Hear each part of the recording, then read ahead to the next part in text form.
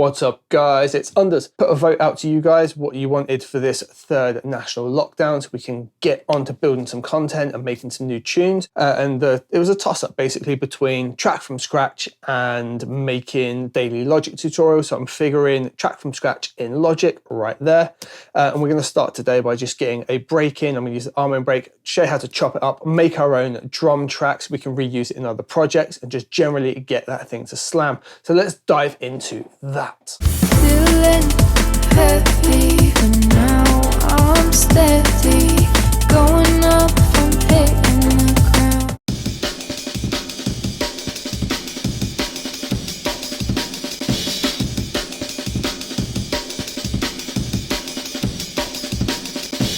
Right, so as you can hear, got the arm and break in there, and if we open up this, whole bunch of MIDI and chopped up and just a little snare roll thing at the end.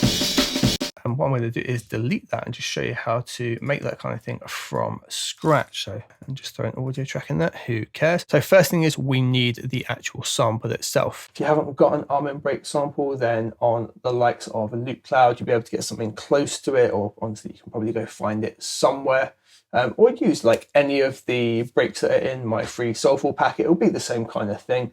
Or at the end of this, I will upload the whole finished project. You can download that and work from it that way. So what we need to do is find the arm and break. So I'm just going to go over here into my media library, all files, head over to one of my drives. It's got something called a sample archive on it, which has got years and years worth of samples in it. We're going to put in the word armament, and we should have something in here. There it is, right at the bottom. That will do us nicely. Now we can just drag it over, stick it on the left here. Now the way we're going to do this, we're going to put it in the quick sampler first, and it says quick sampler original. We want to drop that guy in there. That's going to give us this, and obviously no playback. So what we need to do in here, we're going to change it from classic over to slice, and it's going to auto slice us for it, and it usually does a pretty good. We just make a quick bit of MIDI in here, just using the pencil tool, double click it, it's going to get this piano roll up for us. Alternatively, press E, brings that up, and just have a quick check. Let's cut them all right just by playing. Usually starts on C1.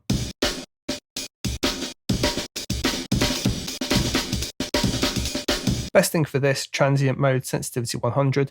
It's generally going to cut it up all right for you. It's pretty damn good at that. Now, you could actually roll with that. We could 100% make our break like this. And use all those sounds. However, there's a much better way to do it, and it allows us lots more tweakability down the line. So once this is sliced like this, just right click anywhere in here, ideally between slice markers. I like to delete them. We're going to do create drum machine designer track. Isn't that just a wonderful name? What it's going to do is going to take all those slices and make them into individual drum tracks, and I'll show you why that's useful. So first things first, it's actually giving us a MIDI region, and if we play it back, we're already at 174 BPM.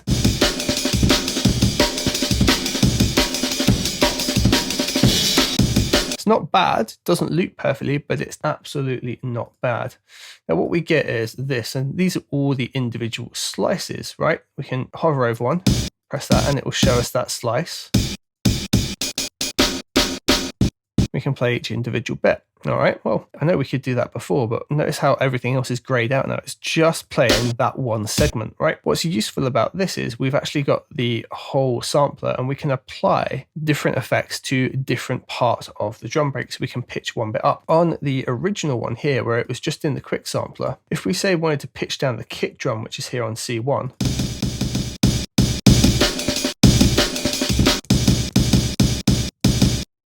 we can't do that individually. If we adjust the pitch, it repitches everything because it's just triggering that slice but applying it to the whole thing. Now we can bin that off entirely. If we want to do that now, we can individually adjust each thing. So for example, here now, where we've got, let's say we want to pitch down just the kick, but we can select this one, see it's highlighted. Over here where we've got Q sampler detail, boom, we've now got all of the sampler tools available to us, but just for that kick drum. So I can, if I so desire, pitch down just that, right? Or adjust just that, or apply filtering to just that. Or hell, even panning.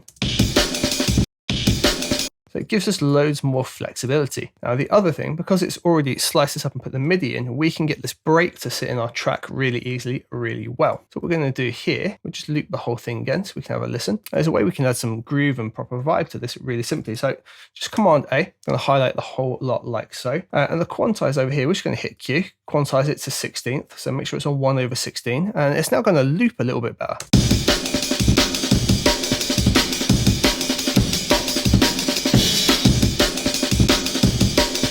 So that's that pretty much taken care of. Now the other thing we can do is add a bit of swing in as well, so we can change the feel of it.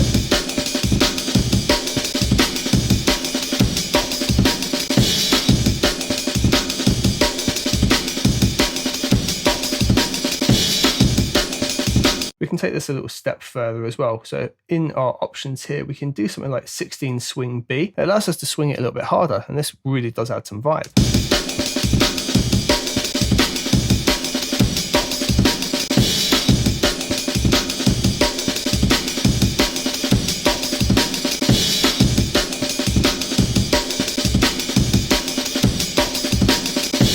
And to do little things like just make that roll at the end, just find the snare here, for example, and I literally just rolled the same snare out 3 times at the end, like so.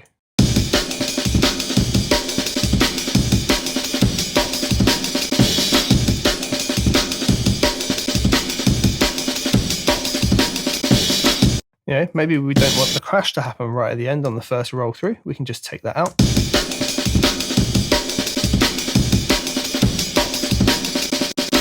And we need to find something to fill in the gaps here, clearly. We can do something like this.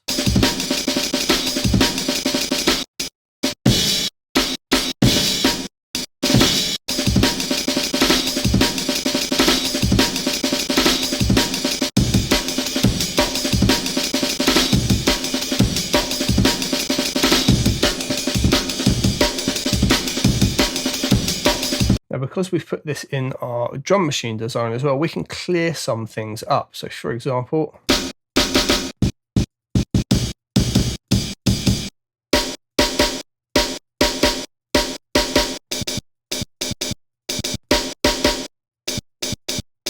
let's take what's called Armin 16 on the chop, this hi-hat here. So we can select this particular one, and we've got now individual sample details for that one, right? What we can do, there's kind of like some dodgy noise going on. We can switch the filter on, switch the filter over to be a high pass rather than a low pass, like a 12 dB creamy, if you will.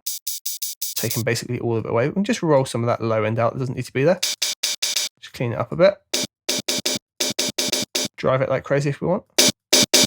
Make it super loud. Hey, whatever we like. And the other thing we can do is maybe put the like ADSR, just switch it from, and we can maybe control that tail off there. It's like a little bit of a pop going on. We just take the attack right down, and maybe we even want to pitch it up a little bit.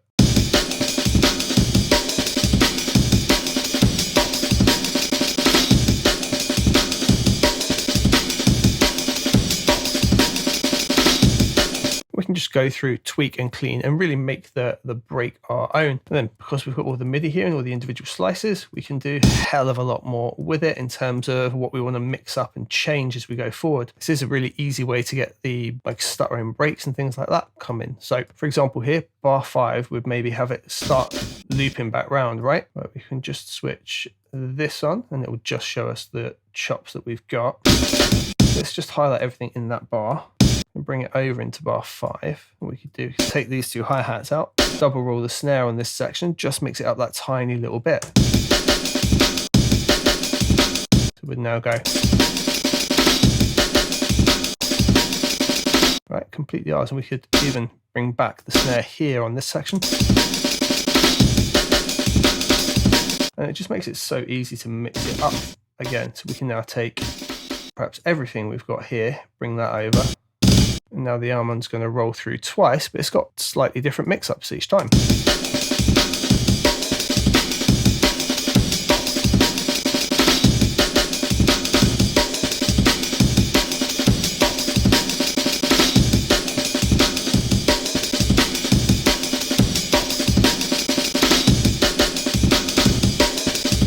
Now, the other thing to note here, right, this is put this stack in, so we can see this. If we actually hit this arrow, we're going to see we've got a different channel for every single slice of that audio, and it's all being controlled via this one track here. Now, if we go into our mixer just by tapping X and we hit all, we've now got an individual slice for every single thing and a bus 1 and 2 as well. So by default, it's giving us a reverb. So let's say we want our snares to go to a reverb, right? We know that, say, Rm2 here is a snare, and we've just made that like double roll in here.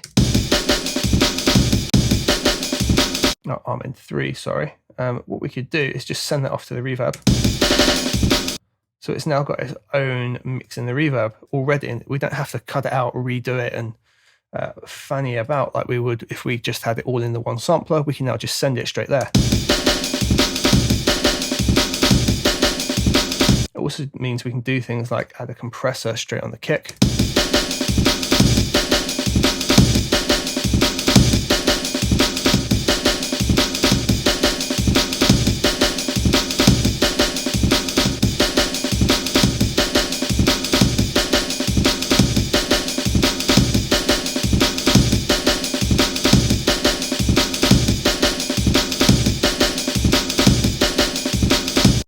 And we can also do individual mixing on obviously each channel as well. So the snare itself, for example, perhaps we want that to pop out a little bit and we don't need the low end in there. We want to clean that up for our mix. We could do something very simply like,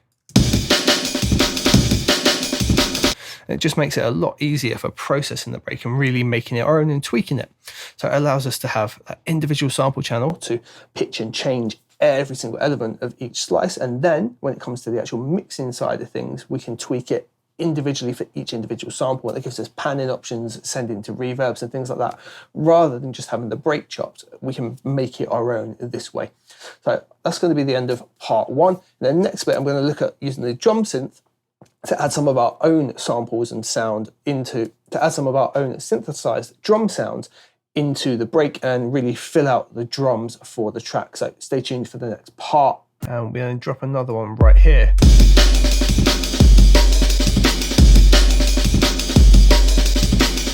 What's up guys, it's Unders, and this is going to be part 2 of a track from scratch in Logic. We're making sort of a D&B jungle vibe. In the last video, I showed you how we can take the arm break, chop that up, give it individual sampler tracks so we can pitch, pan, filter, put effects on each part of it and really have control and make the break our own. In this part, I'm going to look at the drum synth and a couple of things we can use to add in and give our own feel that don't exist in the break, and also give it more of a modern twist. Especially with the kick drum, we really need control on that kick. As awesome as the arm break sounds, it doesn't control in something like a club environment where you really need to be cutting through with that big kick. So I'm going to show you how we can use the synth to get that at the very least. The idea being you can follow along if you like, or you can just take the ideas and really run with it, inspire it, and take it into your own tracks with the techniques that I use. Anyway, let's dive into this part. Feeling heavy, but now I'm steady.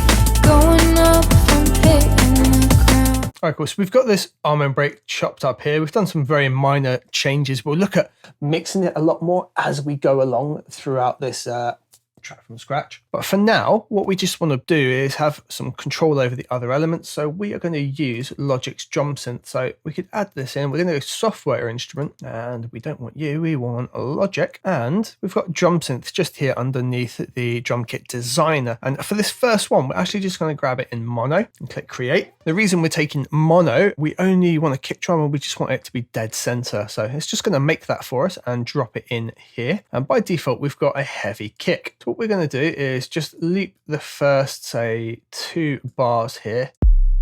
And C1's going to give us our kick. But they're actually tuned to the keys. So if we wanted to tune our drums, this is actually a really good place to start. So let's bring this right to the start. Up here, we're going to change that from C major. Let's go F sharp major. Why not? And what we'll do is we can then make our kick drum off of F sharp, which is just here.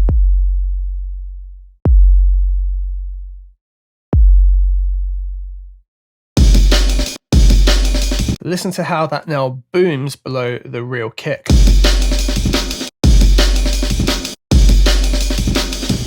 And we're going to drop another one right here.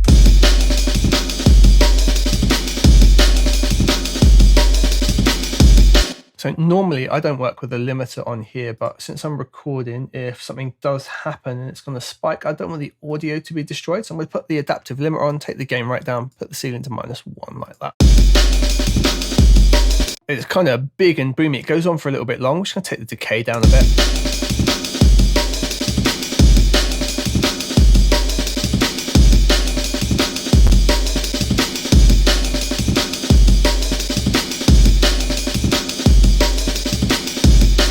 For me, that's working pretty well. So what we'd do, we'd go through and we'd take it and put it in wherever we're really going to have a kick. And we want to keep it on the F sharp because we know that we're going to put this track in F sharp. So it should be nicely in tune with everything, which can help us further down the line. If you watched any of my previous ones, I don't usually do this kind of thing till the end. I'll do synth drums that are maybe in tune with the rest of the track.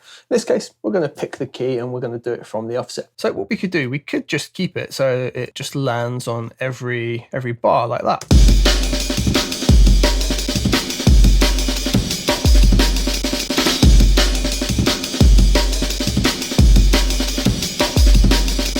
But it doesn't actually land on the second one here, so we get rid of that and we've just got this.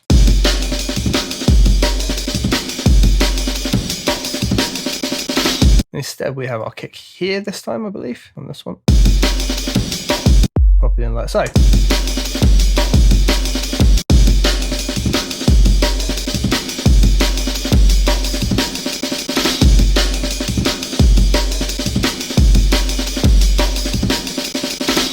That's the reason I've zoomed these right in, so we can line it up and see what's hitting where. We just hear that that's our kick.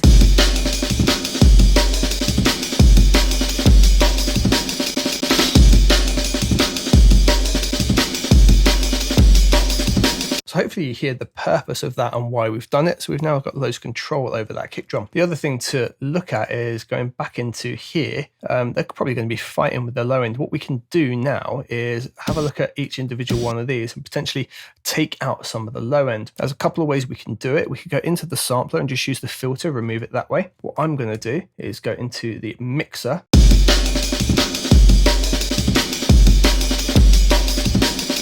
To make my life a little bit easier, I'm going to look at naming some of these now. Crash. If you can't see a trigger on this page, you've got these dots at the bottom. Jump over to your next page.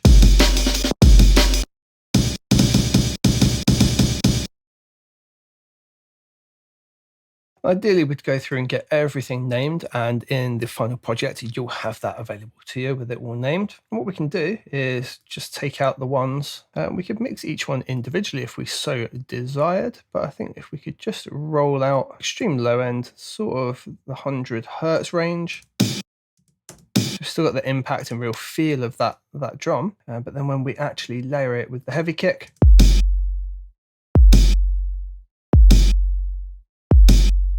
if we have a look at the heavy kick itself, just bash an EQ on there real quick, we'll see it's got loads of low end, all below the 100 hertz range, so it's filling up that space. And we can actually put a 30 hertz roll off on that. Don't need all of that rumbling down there. And something else we could do is actually roll that off, so it's just like this, just covering that area. So now they're going to sit nicely together. And we can just go along to each of the kicks that's going to be in our scenario and do the same thing. Although it can be slightly different for each one. As you see, this one's a little bit lower down.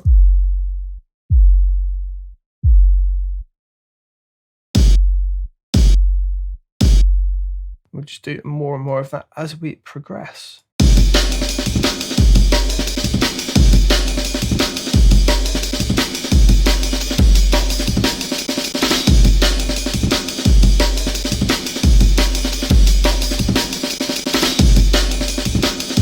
Now the lazy way to do it would be just to go onto here and just put an EQ across the whole break itself and just roll that at its low end. It's going to do a similar job for you. If you've not got a nice beefy system like myself, this might be a better way to do it. Knowing that on most of the sounds you're not going to need that, you just want to free that space up there for your sub and everything else to be in, and just do it that way.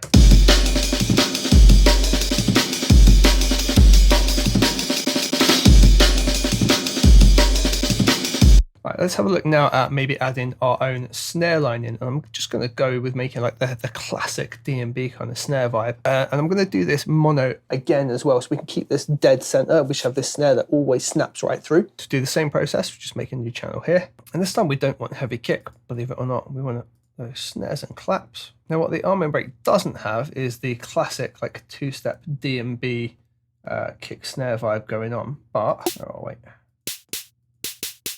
We can just pop something like this in for the time being. Because remember, we're just layering this for the break. And we would just want to set our own rhythm. And if we just start with something dead simple like this.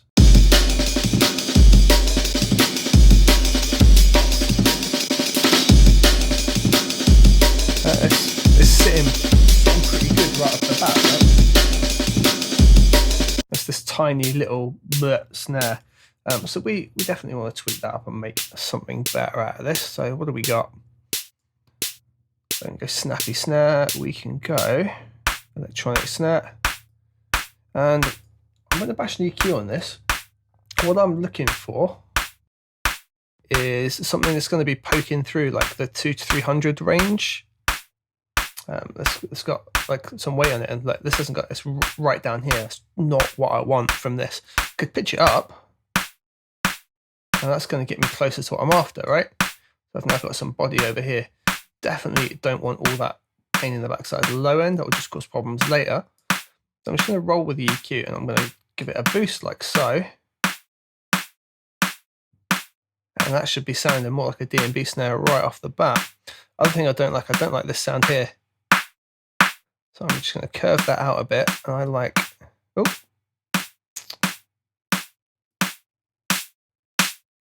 I want all that high end up there just to really like sizzle through.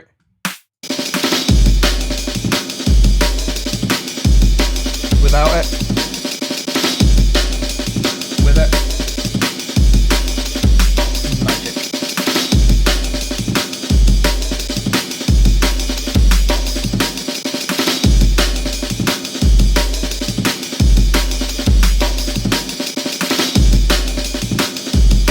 Cool. So what we're going to do towards the end here, we just want to have a similar like snare pattern as what's going on the end, because you know they're at a time right there. So let's zoom in on you guys. So it's because of this swing on it. So it's actually that. I'm going to put another one in there. And something else, we go T and V, we can change the velocities round on these a bit and give that a bit of a bounce as well. So I don't just want these to always slam at full volume, so I'm just going to bring some down a bit in velocity. There's just a bit of variation in there. Sounds pretty naff on its own. Bring the big fat kick in with it, right?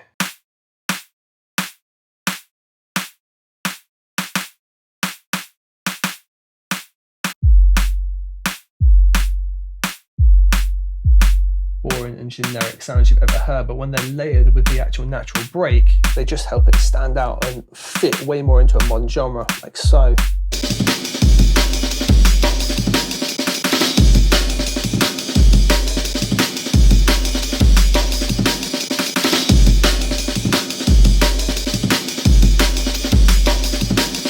So we've done some tweaking there by adding an extra mono kick layer just to always be punching through and give all that weight that we need in a modern track. And the snare, just layering it up and giving loads of extra sizzle to what a snare that already sounds awesome. But we're just giving it some middle ground to really work with. What we do as we go through the track, we'll keep tweaking this, we'll keep adding more to it, and we'll be mixing that arm end break as well and really like evolving it. What we'll do later on as well is we'll do an A and B from like what we started with over to what we've got to, so we can really hear the difference, maybe bounce the break out so it can just be easily downloaded and it's ready to roll as well. I hope that's helpful for you guys. If you're liking these videos, please bash a like on it. It's going to help out massively with me getting the rest created, because I'll be able to see what's liked and how well we're moving on. And yeah, let's move on to the next one.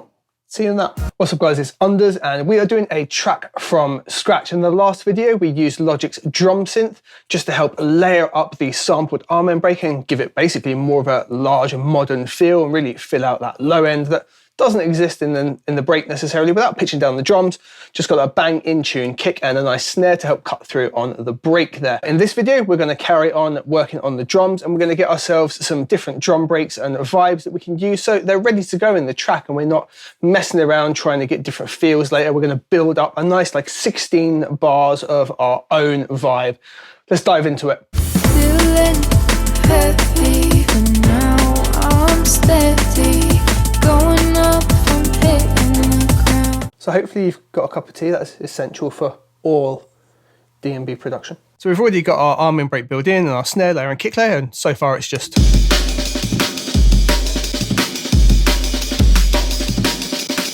so the first thing that I want to do, I want this section to actually carry on for a little bit longer, this bit here.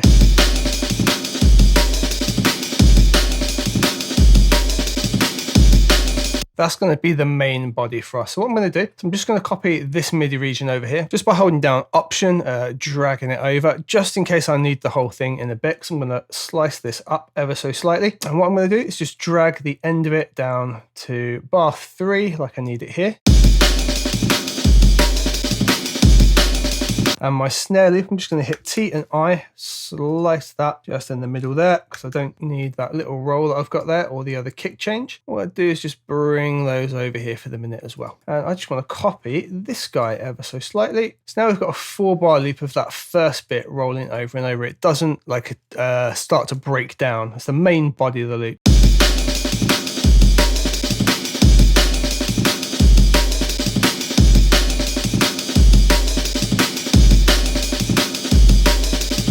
What I'm feeling we could have on the second kick layer here is just a second kick on the way out. At the moment, we've just got like that single on each bar, the boom. What we do a syncopated one here, which is pretty classic D&B. I'm going to hit T and V. I just want to bring the velocities back up from when we were doing the hits earlier.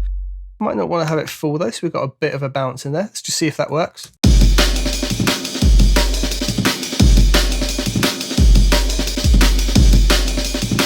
So that just makes it ever so slightly that little bit different, and that's our main break roll in there, I think.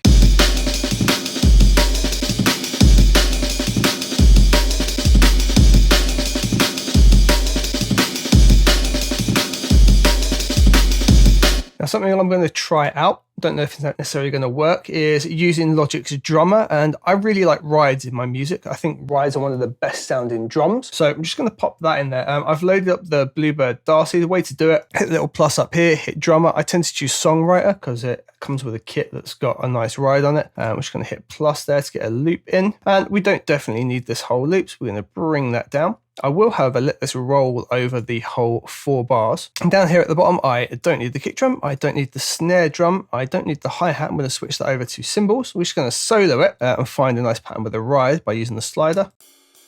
Cool, perfect for me. And we can keep this quite simple but loud, so we just stick it right up here. And we'll turn fills off, we don't need that. And let's just see if that fits in.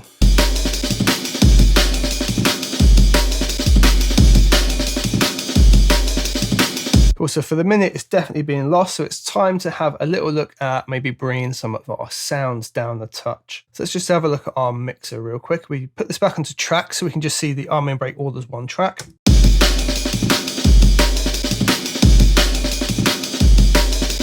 And it's fair to say we got a lot of loud things going on. So let's have a little look here. Our heavy kick drum synth, that's peaking at like -3. That's nice. However, the snare that we've put a bit of the EQ on, that unfortunately is going way too much up. So what we can do, we can open up the drum synth itself. We've got volume control. We're just going to dial it back by about 4 dB there because we're peaking, so we're still going to have a little bit of headroom.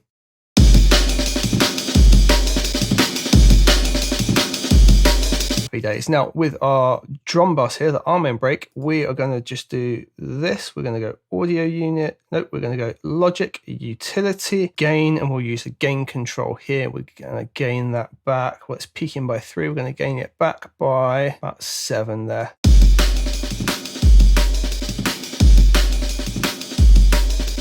Now, I'm probably only going to use this drum channel just for that ride, which means I can be kind of cheeky. What we're going to do is go to the compressor, and I'm going to absolutely slam the ride.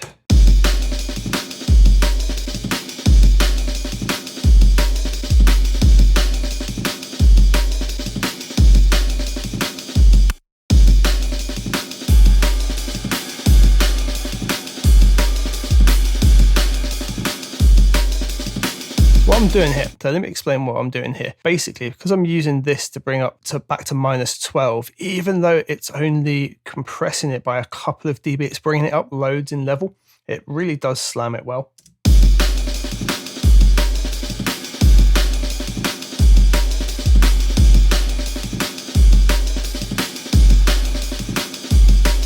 I'm just going to switch the order of the compressor and EQ that's on here by default. I want the EQ second.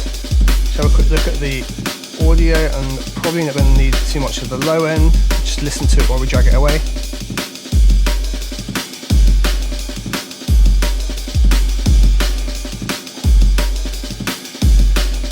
So around 400 Hertz, I'll give it a little bump there as well.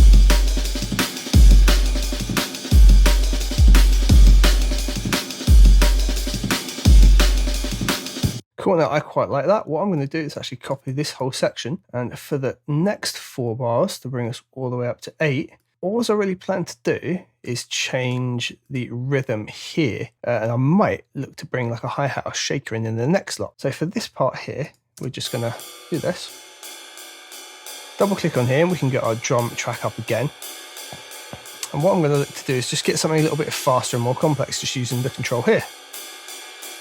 If it doesn't give me anything, or I can't find anything within here, I can do something like that. I'm not feeling that so much. No, okay. So what we can then do, we've got roughly what we're after. It's going to be slightly different to the first bit. Listen to how they change. Yeah, so it's hitting a little harder, and we'll notice that in the track. Well, we won't really pick it out, we'll kind of perceive it. What we're going to do though is we're going to right click on here, we're going to do convert to MIDI region. And what we're going to do is double the pace of this ride. So I'm going to take all of these, copy them over like so, and while they're all still highlighted, press T and V, and it'll bring all of the velocities down. So now, happy days. We've still got the swing over from there before, so that should still be sitting quite nicely. Happy days.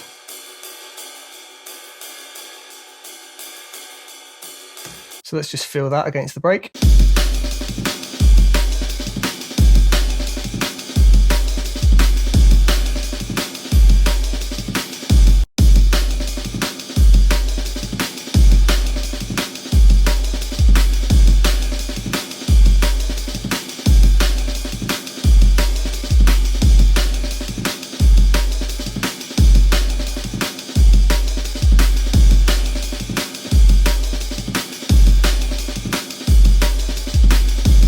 Okay, I'm just feeling coming towards the end of 8 bars, we could maybe do with something changing. I don't know whether we like even just throw another kick in, and we do maybe like a bit of a offset snare roll like so. Something as simple as that. And then maybe on here, we'll look to match that little snare roll that we just did. What were we? Just here.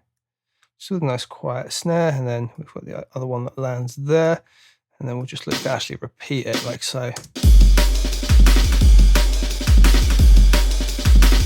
So super small change, but hopefully should just like signify that we're rolling over the end of the 18 there, rolling over the end of the 8 bar there.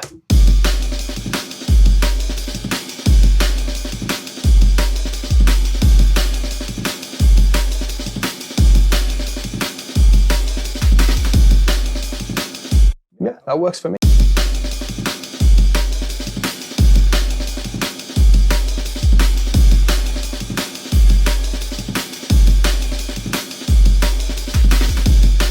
Okay, so this time we're going to change it up ever so slightly again. I'm going to take this part over to here, and we're going to move this so it ends on the 16 with the first one. I'll take you away for the time being. We're going to bring this over here. What we're going to do is take this middle section here where it's just the same loop over and over and just fill in there. And our snappy snare here is probably going to need to do its own thing. Just double tap T just to get our selector back. Bring this guy over here and we can maybe have some fun and do something like pitch this up like that at the end. Let's give that a try out.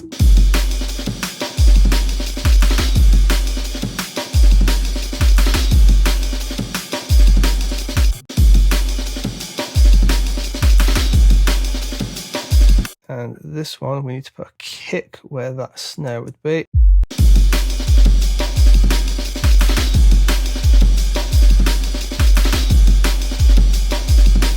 Yeah, that's kind of getting there. So that's a whole 16 bar break. What we got?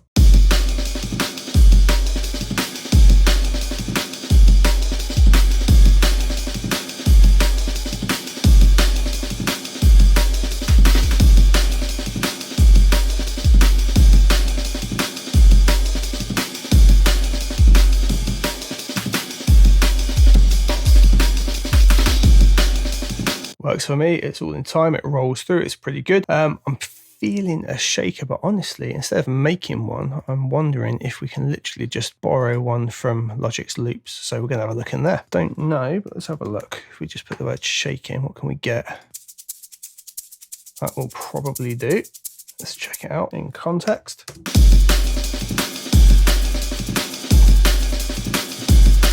Okay, like that. Okay, let's layer these two up. Why would you do that? Well, I'm going to try something out and see if it works. It's not too bad. It's too much when it's like that though. Go about 30 either way. They're clearly too loud as well, but dial them back to say like -9.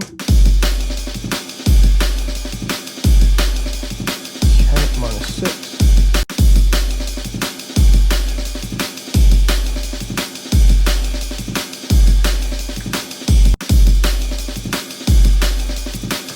I quite like that. Bringing that into the second part. So after the 8 rolls through, we'll then have this shaker. It's just sat there in the background, really stereo. Let's just listen from here, and then when the shaker comes in, it will hopefully be evident.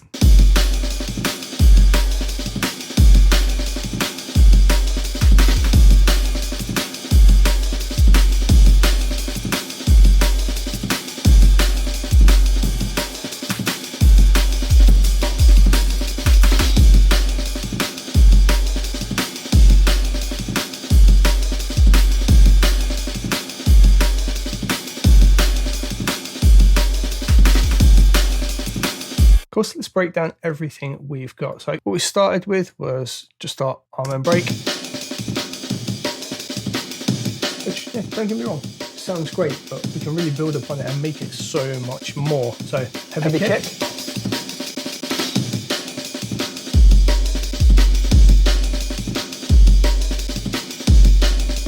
Our own snare.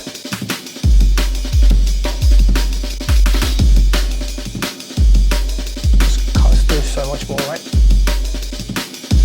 Our rides. Loads of top end now. And then our shakers on the left and right.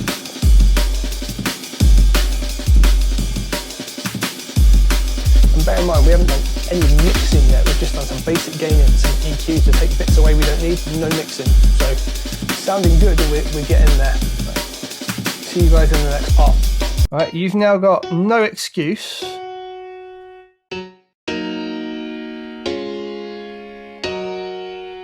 to not be writing chords. What's up guys, it's Unders and we're still doing our track from scratch. And in the last bit we made it up, so we've got like a nice 16 bar drum break. Our break's pretty much there. We've done no mixing on it, but it's sounding pretty good. We've just done the basics to make sure we're not destroying everything as we go down the road. If you listen to tracks by the likes of Mohican Sun, there's always this kind of like mysterious pad that goes on in the background that keeps the chords going to any like vocals and other bits that pop in. I'm gonna try and build a little something like that, find the chords, give you some ideas, because I will find chords on the keyboard just here, but I'll show you a way we can do it in Logic with our point and click in case we don't know how to get the different modes and things like that. Let's just dive into it. I'll show you what we're doing. Let's go. Feeling heavy, but now I'm steady.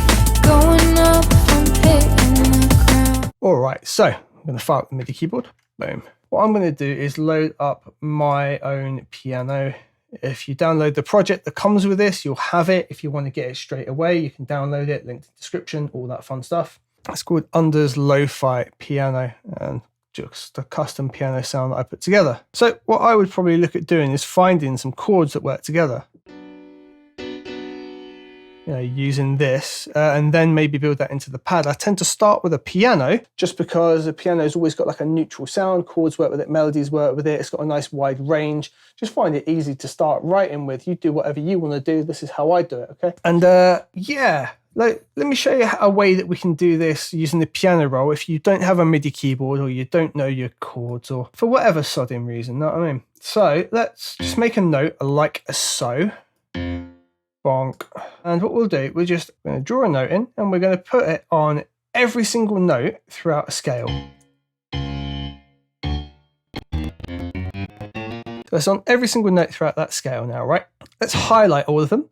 Now over here, we've got scale quantized on the left. We're going to leave it on major because we're in F sharp major. And we're going to switch this to F sharp like it's already been. And we're going to hit quantize, boom. And there we go. So that's now stuck a note on every single note in that scale for us rather than everything. It's going to sound terrible, but that's not to worry about right now. Now what we need to do here, we're going to copy this. As you can see, it's leading off of C sharp. So we're just going to copy that up to C sharp. We'll do the same again. Okay, we're now covering 4 octaves there. That should be good enough. Now, this bit, if you don't know how to do your scales and you don't play on the keyboard, this is going to be a lifesaver in Logic, so stay tuned for this bit. What we're going to do is go up here to this little arrow on the top left, and we're going to drag half a bar before our track starts, just like that. We're going to take this little thing that we made with all the notes on F sharp major, and we're going to put that over here. So we've now got that over there. We play our track, it's still silent, there's nothing there, right? However, if we drag this over, we've now still got our MIDI channel in this space, but because we've got it looped and it's going before our track, nothing plays. Now, like before, in the last bit where I had certain drums playing and I restricted it so you could only see the ones we'd be using, I'm going to do the same thing. And now, all of these notes are going to be within that scale. Simple as that, right? How easy is that? So now, we can make chords pretty damn easily. So let's say we wanted to lead and make a chord off of F sharp. Okay, we're going to go there. If we skip every other note, that's generally going to be a triad, right? So we'll have something like this. As long as we skip every other note, we've got safe triads. Easiest way to go.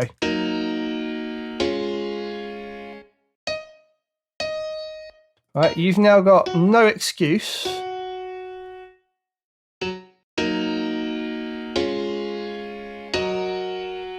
to not be writing chords.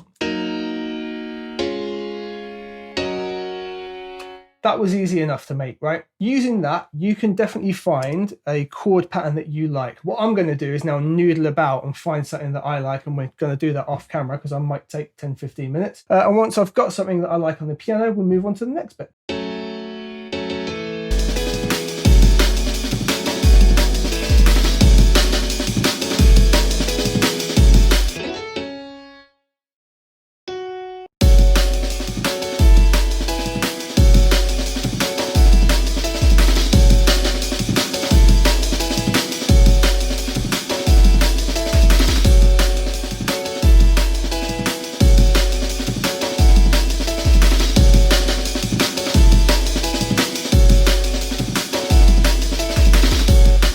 This is what we got now. Not too sure about the rhythms, but we'll figure it out. Now, I'm probably not going to use the piano as it is now. I'm looking to build some kind of pad sound, so we're probably going to use Alchemy, but we're going to leave that there for now. Like I said before, I tend to keep just about everything in. What I'll do is just highlight these, and I'm just going to hit mute up here, up in Inspector, and just leave it there for the time being. That way I've also got the chords there that I started with, and they're always going to be there for us in the track, just muted for the time being.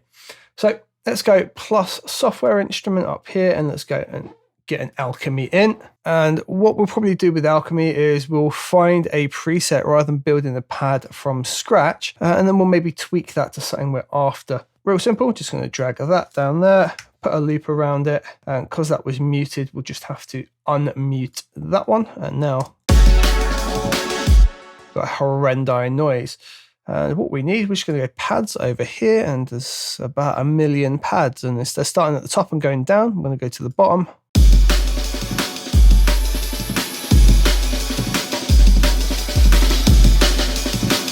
Cool, so straight away what I want to do here, just from here in that, for the pads, I just want the chords to be straight. I don't want that like little melody cut that I put in there with the change. So let's just bring those so the chords run right the way through. Why does it look like it's highlighting everything? How strange, whatever, your logic, you do your thing. Okay.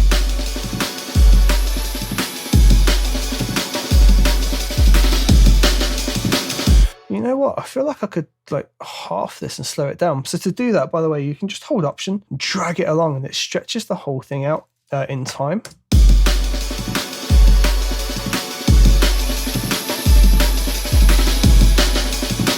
Okay, let's find something we like.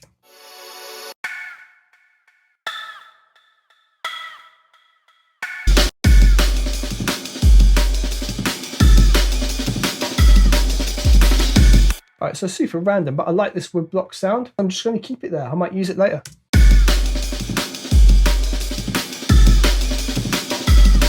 So to duplicate our channel, we'll just do Command and D. Boom, that'll duplicate it for us. Let's bring that down. I'm going to mute this for the time being.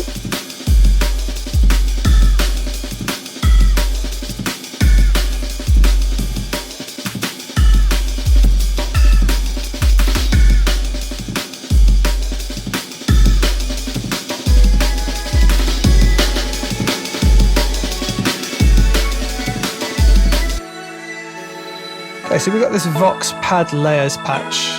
I like what it's doing, and we're going to tweak it up. So in Alchemy, let's jump over into Advanced. There's a few things going on. So each time it jumps in, get that pitch down, right? I think we're going to need to probably get rid of that. The way it does it is it's got all these tunes here pitched to various things on each oscillator. It looks like they're all just linked to the one ADSR, hopefully. So it could be quite simple to undo it. Yeah, so they're all linked to this one called Control 4. So I can literally choose each one and dial it back, or I could actually have the Control 4 ADSR open, like we've got here, and I could potentially change it like this. And that way it's not pitching down each time, because we could put that big ramp in. So it's now not quickly snapping like this, but it instead moves into it gradually. I like that. In Alchemy, by the way, in every patch there's this at the bottom, and it takes us through loads of different settings.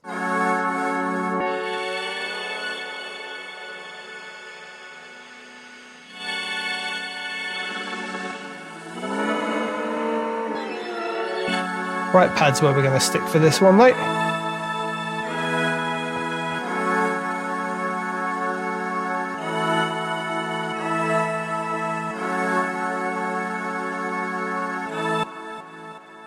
So I want to kind of make the whole thing pulse. There's lots of like things linked at the minute, but this cut off here.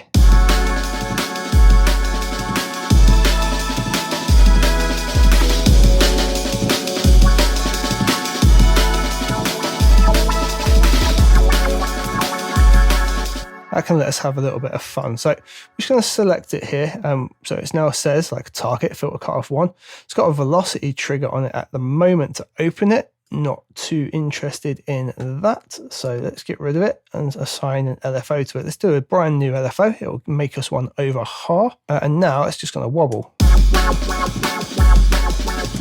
Not entirely what we're after though, so we need to configure the LFO a touch, and we're going to also bring this right down and change the depth. So we get an idea of how far we want it to go.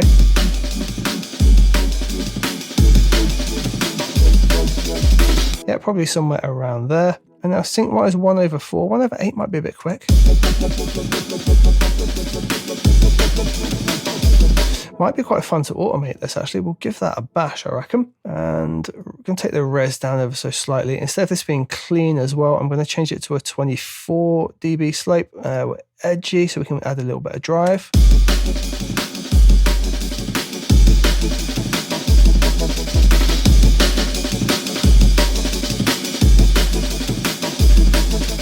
And like I thought, I'm going to automate this. So what we can do just to create an automation, the simplest way I like to do it is just switch over the channel into something like latch, hit play, move the control, switch it back off of latch and into read, press A, and we should hopefully now have the control in there for it. So what I'm going to do is just have it on like the 1/4 to start off with, and then try and snap it to the 1/8 maybe in this bit where it gets a little bit quicker. I'm actually going to delete all these bits. Double tap T, just make sure you're on your pointer tool, hold shift, select the points you want to get rid of, backspace, delete them. Okay, so let's have Alchemy up so we can see what we're doing. So we want that to be on like 1/4, so we want to bring that down. Annoyingly it's in hertz, but there you go, that's life.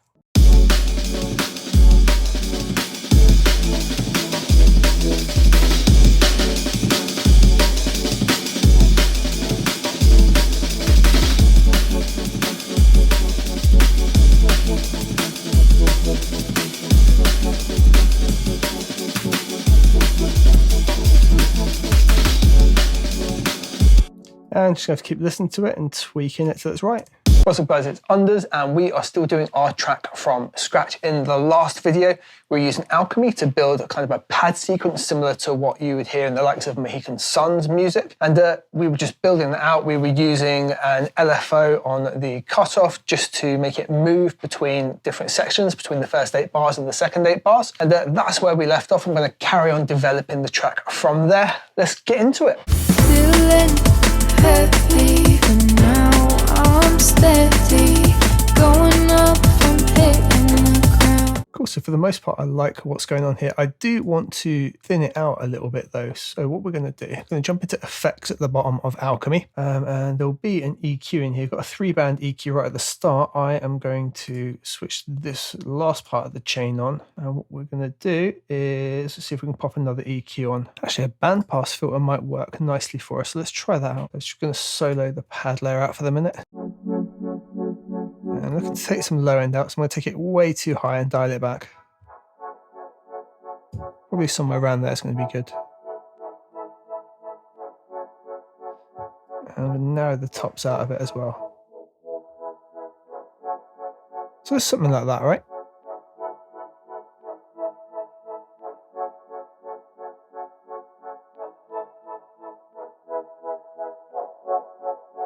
Yeah, just push that low resonance up a bit, that's quite nice. The high, not really doing much for us. So let's just turn that off, just hit what we've done. So we had all that before, we've literally just taken it to just keeping it there, but getting it out of the way. So let's test it out.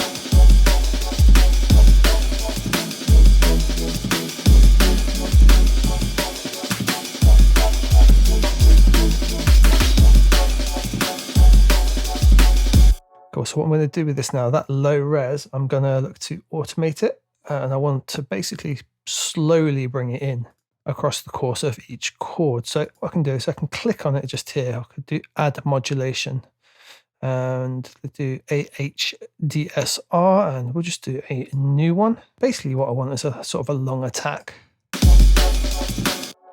Slowly bring it in, and we'll have like 0 decay, so when it does fade off, it fades off quite quickly just based on the attack. And make it so it takes a whole second to phase in. What we do, we're going to dial it back now, so we've still got loads of the low end in, but we're going to use the depth here. You can see the orange one moving over to bring it out over the course of that 1 second.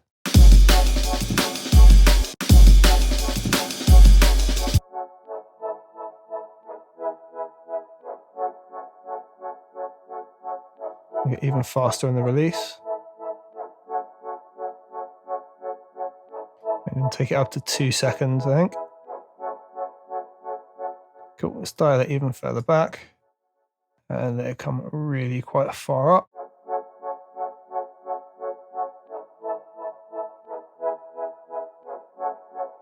That just gives us a bit of movement to it. That's nice.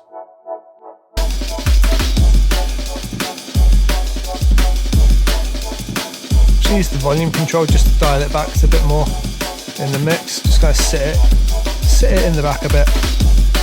Not too worried about mixing, just want some rough levels. Right, so what have we got so far? What about our wood blocks?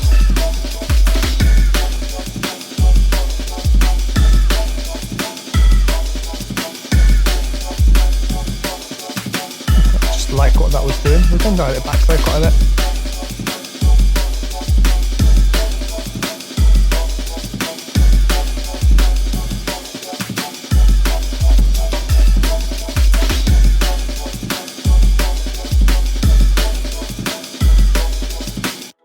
Maybe the vocal pad's pulsing a little bit too much for my liking. So what we're going to do is just on the LFO that's doing it, just going to dial back how much input it's actually having on it.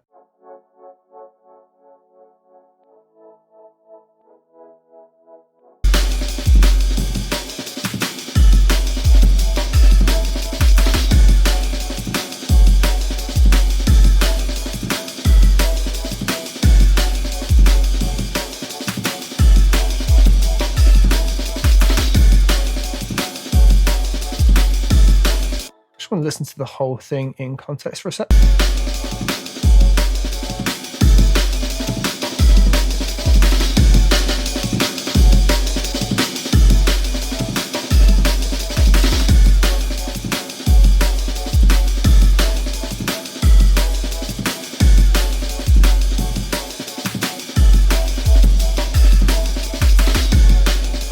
Yeah, pretty happy with that, with where that's going. I'm going to build upon this a little bit more. I'm just going to duplicate the whole track. What I want to do is bring this down here. I want to use some of the top melody, so I'm going to not copy. And I don't need all the chords. What I'm looking to actually do here, I'm going to take all of these out on the bottom here, and we won't need that one or that one. So I'm just looking to make that into a bit of a top line sound.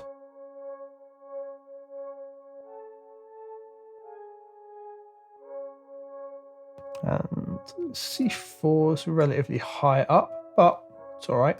There's a patch that I think might work really well. If we just go into browse, not that one, although that might work.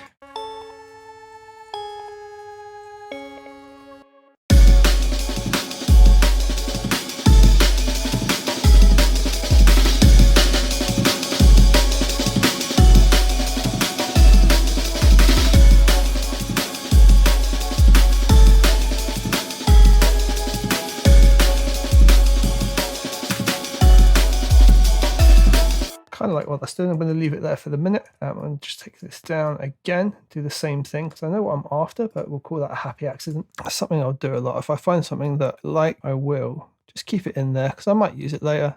We go here. There you go. This is the one that I particularly liked. I think we can drop it down an octave though. So to drop something down an octave nice and easily, highlight the whole thing, shift option down.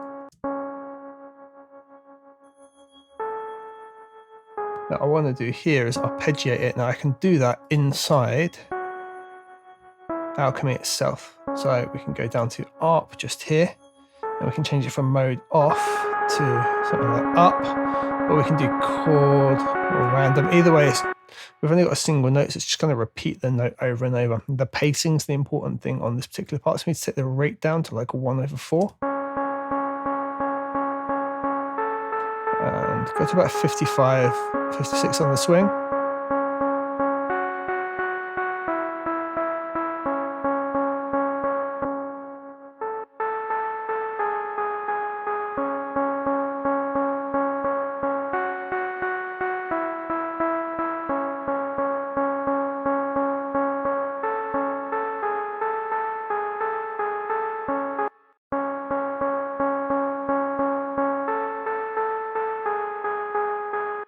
Now what we can do here, we can use this to adjust the levels of it.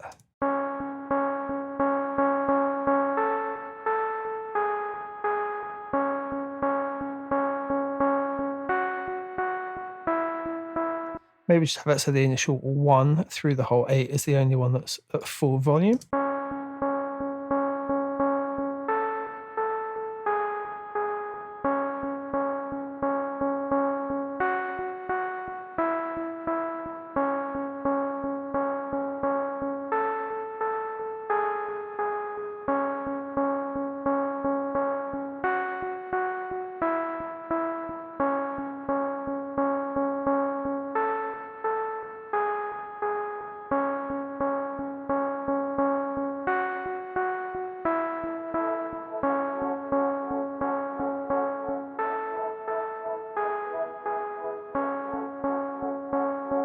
What I'm really making here is a melody to go onto the second part. So I kind of liked everything we had before, but I feel when we get to that 16, we now need to introduce a melody. So what I'm going to look to do here is have it be a little something like this. I'm going to have you muted and have you muted. So we'll go through this.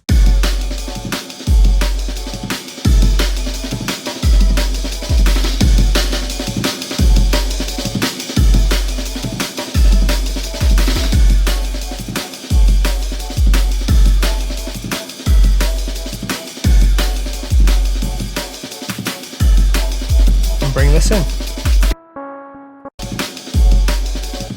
I think those two layer together quite nicely, actually.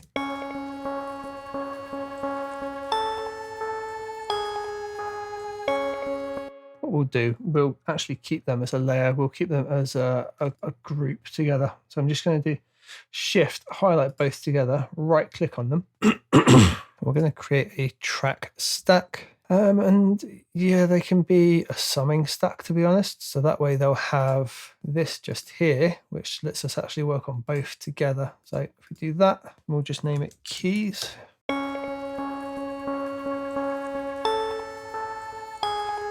It's the same thing really that we've done with our break here. It's a summing stack, just called Amen, right? Same principle, we've just got these two in here. So now what I want to do is I'm going to take this whole section, copy this over. I'm literally going to have that whole section repeat as is, but we're going to add this underneath, and that gives us a nice 32 bar section.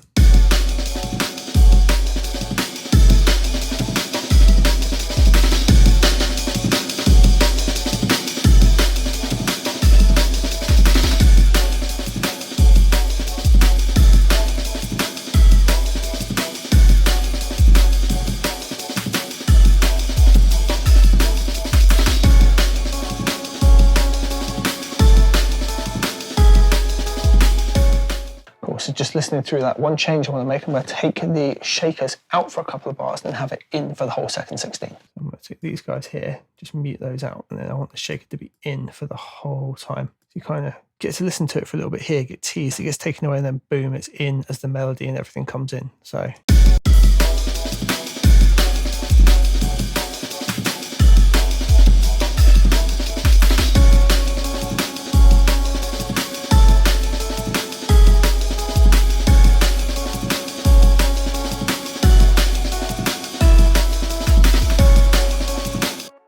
what's the chance that our piano chords work?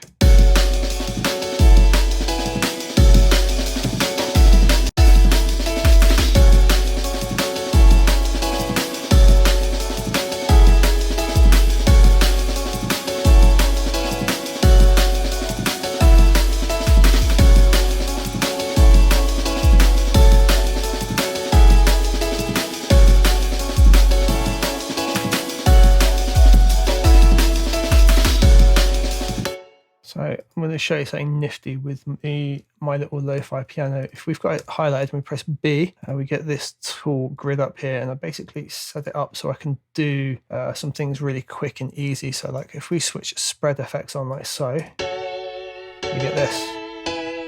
More importantly, if we switch this low filter on, do stuff like that.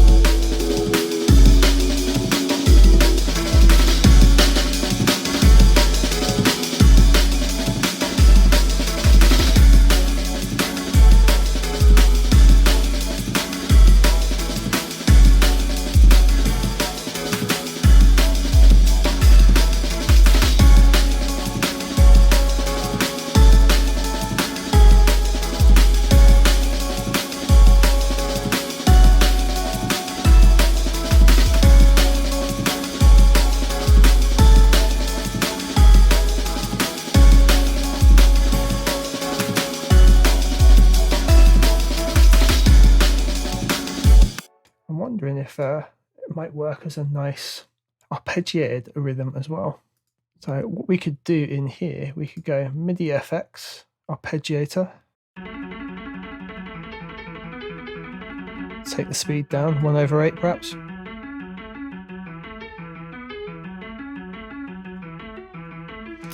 Go into options, keeping the swing around 55 to 56.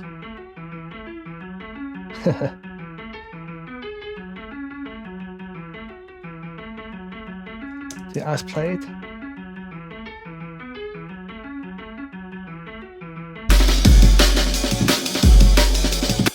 Maybe try moving it up an octave. Another way to move up an octave, highlight everything, go to transpose up here, bash in 12.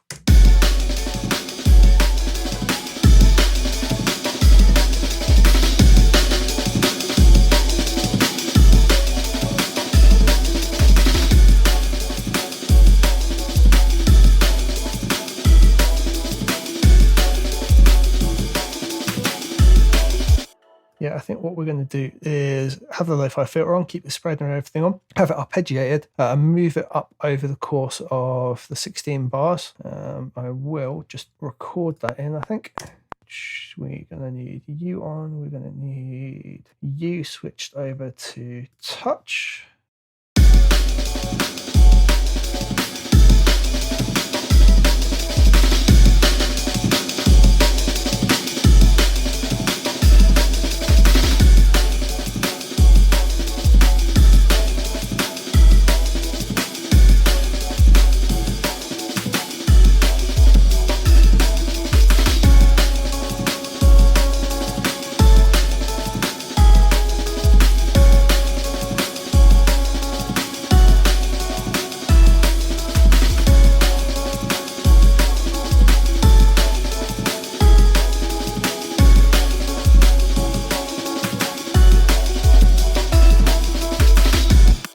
So that was all right, record that in. There was a little glitch that happened on about, I don't know, just somewhere around that second load of 8. So let's just hit A and have a look here. Yeah, like we snapped it back down rather than keep going up. But what we can do is just use our pencil tool, just kind of fix what that would have been.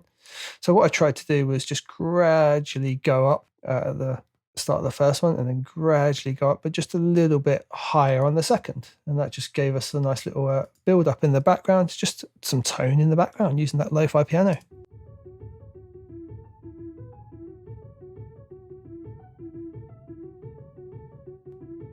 It's just another little rhythm in there, another little melody.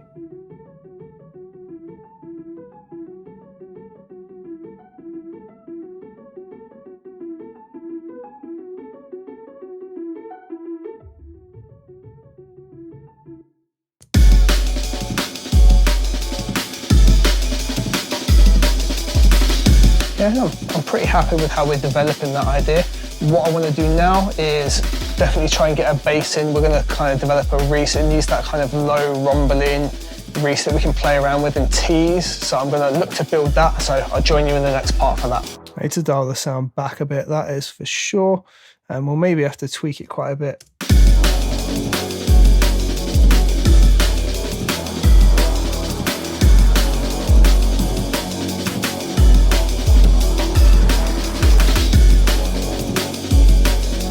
What's up guys, it's Unders. In the last video, we kind of found ourselves a melody, carried on building up with our chords, just generally getting the shape of a nice long loop and the fundamental elements of our track together. In this video, I'm now looking to sort of add a bass. I want to build something that's kind of low end, reesy, just to fill out that space. Looking at the chords and melody I put in, I'll probably just use the low notes on the chords, make something that slides into one another to give a nice consistent feel and movement. Let's get started, shall we? Feeling heavy, but now I'm steady, going up and hitting the ground. All right, so we've got this.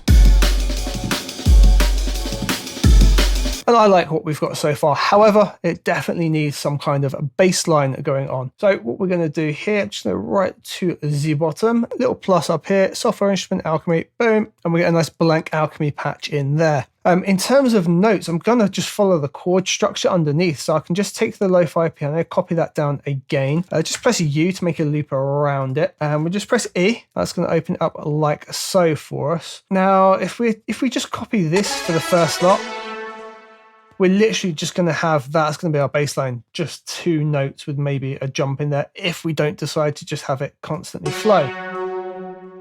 Where we're going to try and make it interesting is the style of the bass itself and the automation we're going to use with it. And maybe we'll flex it up into more of a melody and things later. It can maybe follow along with the piano melody. But to start with, I'm just going to go with this. And I am, in fact, going to take these 2 away and just make them full length like so. And yeah, I do want them to roll over a bit like that. I'm going to take all the top notes. I'm going to roll them a little bit over into the next. And I'm doing that so that the notes overlap each other slightly and we can slide one into the other. And I think maybe we will have the jump here. So at the minute, we're just...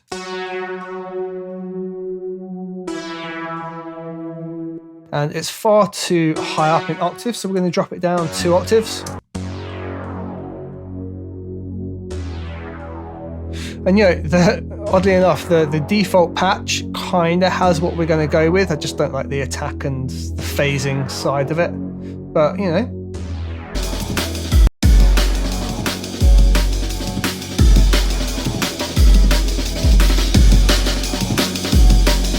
It's great. Should we experiment with the default patch and see what we can get out of that? Why not? So just leave it on the default that loads of alchemy. Let's jump into advanced. Now, I don't like the way it suddenly attacks. That's something we definitely got to figure out right off the bat. So what it's doing, the filter here snaps open really, really quickly. So the way that we can kind of change that, we're going to change the way that it plays back first off. So if we have a look on the main section over here, we've got the master section on the right. Voices always means always trigger. We're going to switch that over to legato. Now we're going to have... Okay, now it's already sliding into itself. It's kind of instant though, with a little bit of a glide percent in there, I think.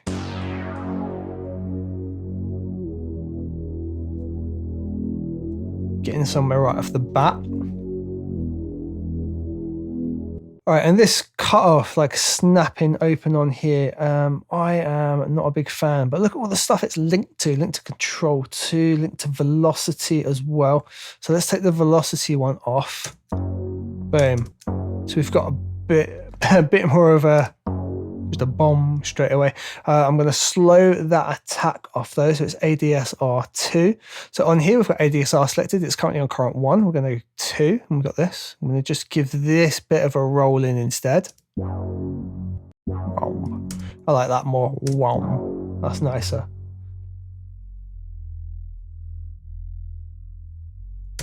Okay, and we definitely need to have some sustain in here, right? But that is then... Okay, so it's coming off too much in terms of the filter. So the ADSR is also being automated, which just complicates things all around for us. What we can do is we can right-click on here and we can clear the modulation. Now it just stays static for us, right? So we need to do something like this.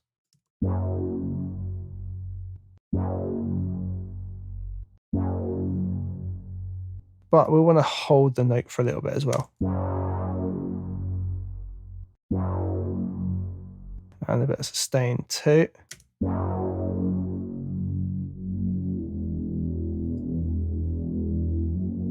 I'm just going to dial this in based on what we've got.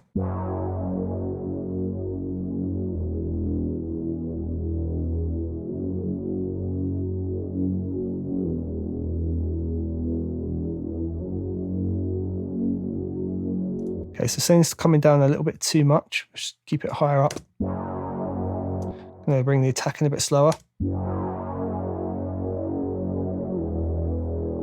Okay, and that's where it's going to hold. That's actually quite nice.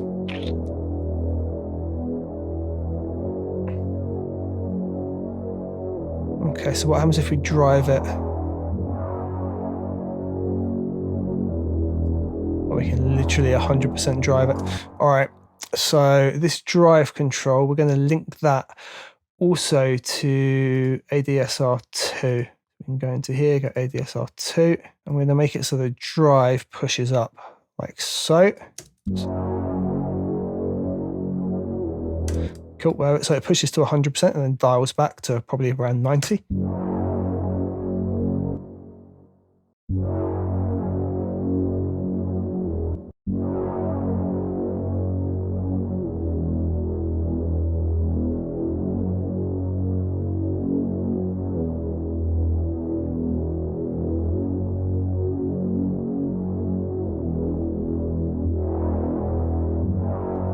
Let's check it in context, shall we?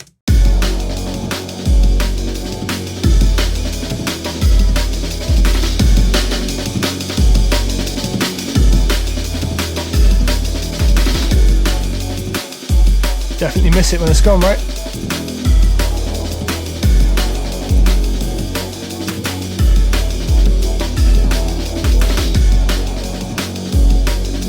All right, so we're getting somewhere with that's for sure. I think it needs to be a lot more aggressive on the tops though. I'm thinking, how can we do that in the effects section on here? We've already used basically, what can we do? Let's have a look at the wave shaper. I think it applies to the whole lot.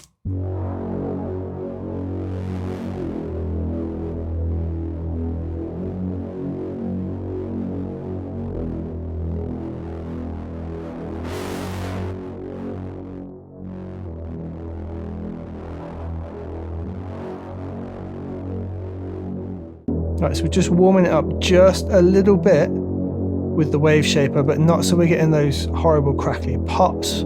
Still working nicely for us.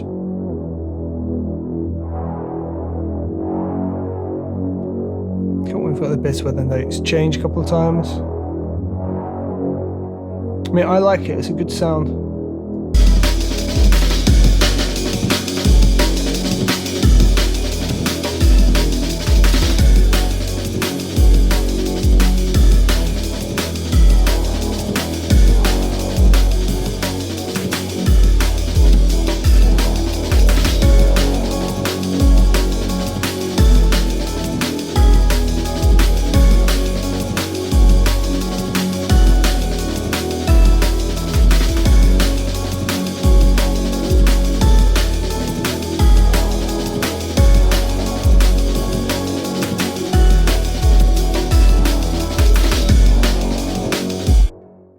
Yeah, I'm enjoying it. What I would like to do though is we're going to take this first section and we're going to just play around with some of the automation, see how we can bring a little bit more fun and jazz into it.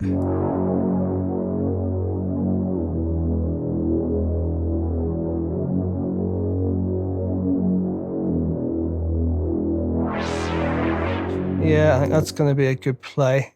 Filter 1 cut off. Filter 1 is named all nice.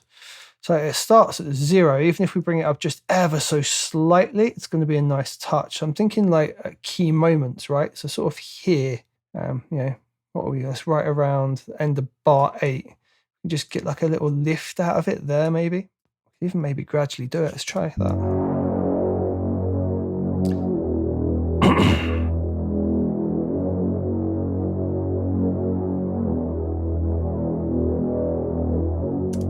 Okay, I just need to go a bit more than that.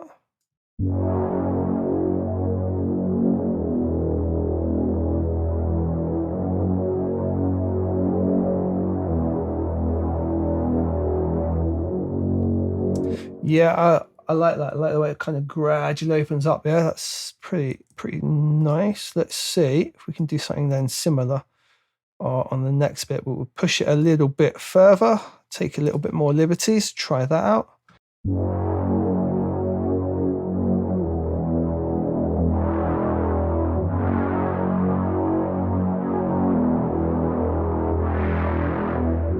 See, this may be a bit much. So dial it down just a touch more, and I'm going to use T and W, and it's going to apparently disappear entirely. So I'm going to use T and W, that's better. We can just put a bit of a curve in, so we can still keep it nice and controlled, but then still have it ramp right up at the end.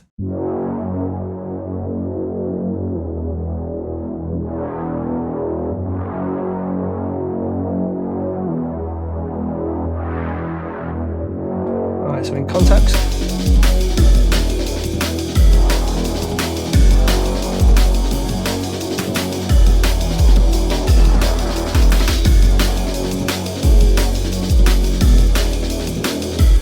It's maybe even a bit much. I mean, it's a bit loud at the minute as well.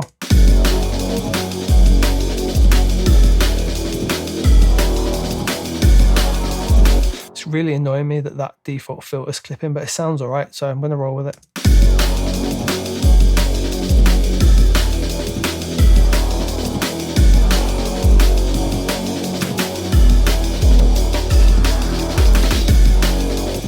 So I might have a quick play around as well with these bits here. So maybe we can open it up in them key moments, just when it's about to hit there. Give it a little bit of space.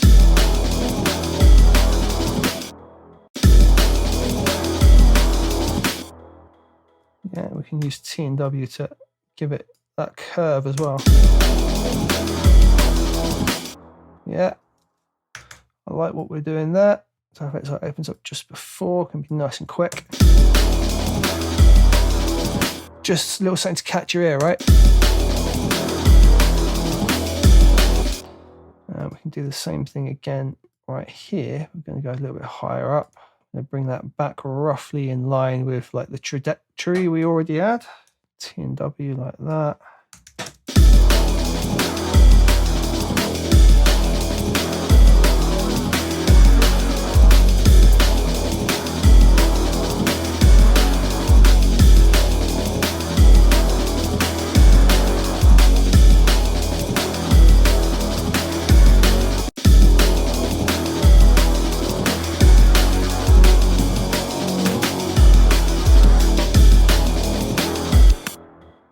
Yeah, let's just grab that whole thing in context.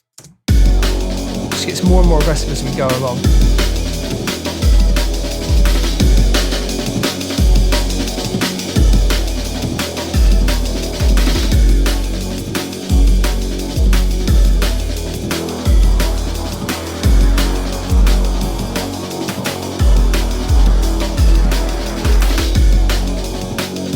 So I'm liking what's going on. What I want to do though is this bit here, after the second one comes up, I want to bring it right back.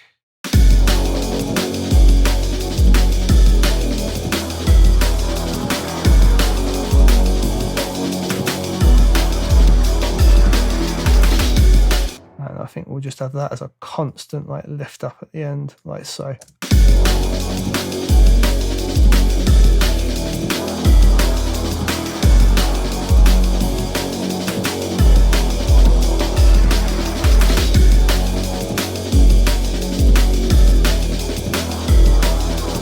I need to dial the sound back a bit, that is for sure, and we'll maybe have to tweak it quite a bit.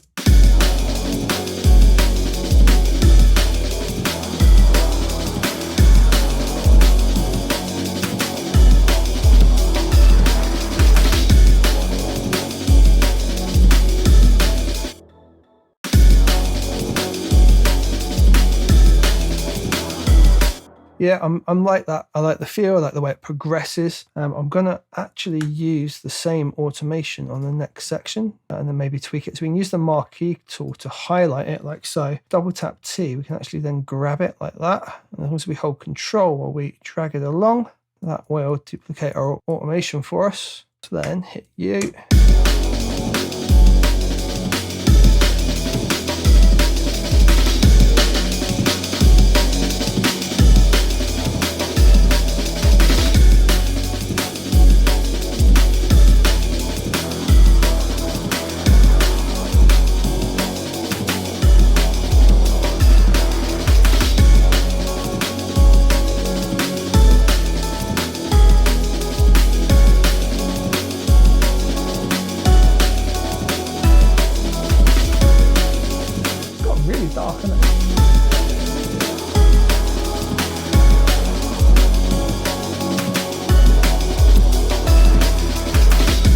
All right, so that is how to take the default patch in Alchemy and turn it into a Reese. Didn't expect that to be a thing, but there we go. It's worked quite nicely, isn't it? I like where we're going. In the next video, I'm just going to keep developing on this, keep building it up. And we're going to start doing some of the boring stuff, like I need to get things named and organized and colored because it's starting to become a busy session. So I will see you guys on the next one. Have you got a cup of tea? You haven't got a cup of tea? I'll wait while you get a cup of tea. All right, guys, so got some chords, got a couple of melody options, got a banging drum break, and we're now in the territory of the 16-bar loop. This is where everyone gets stuck. I've got a couple of tricks for not getting stuck in the 16-bar loop of doom. Build the intro, I'll let it get into that 16-bar, and what I'm doing is I'm just listening. And I mean, I'm just listening, and I listen for where I would want it to go. I don't really have an idea for this point. I haven't got a melody in my head. I don't know how I want the track to progress, really. I'm going to listen to it and let the ideas flow from there. Once they flow, going to execute on it. Simple as that. That's my technique. Let's go. Feeling heavy, but now I'm steady. Going up, I'm hitting the ground. I want some level in my ears, so it's banging. All right, so like I said, we're in that territory of being stuck in the loop. So what I would generally do here is I'm going to take this whole section and I am going to shim it along. And I'm feeling 32, so the same amount we've got there, we want that. And we're going to start building up some kind of intro, right? So what could we maybe use in the intro? Well, almost certainly washy paddy thing. And yeah, we'll copy the automation for the time being.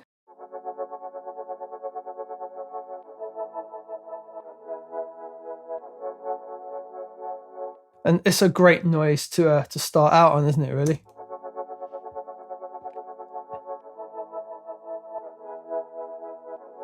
And do you know what I'm going to do? Oh, nearly scuppered myself here. Remember we put that half a bar at the start? I've gone right there. So we need to make sure we don't do that. We want to start here. We've still got that little bit of space at the intro. So we want to move everything and just re-loop around that. Do you know the vibe I'm getting here? If you've listened to, I think it's Through the Loop by Pendulum, where they've got like the drum and break comes in with the sample from Willy Wonka. I think that's Through the Loop.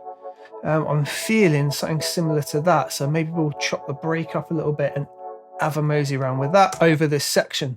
So let's bring a chunk of you over.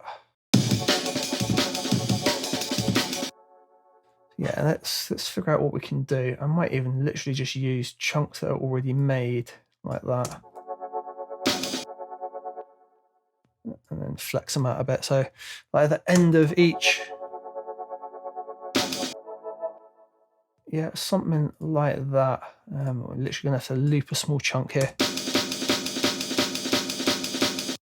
I want it to be even quicker, even though we've already got like 3 hits in there. Let's have a look.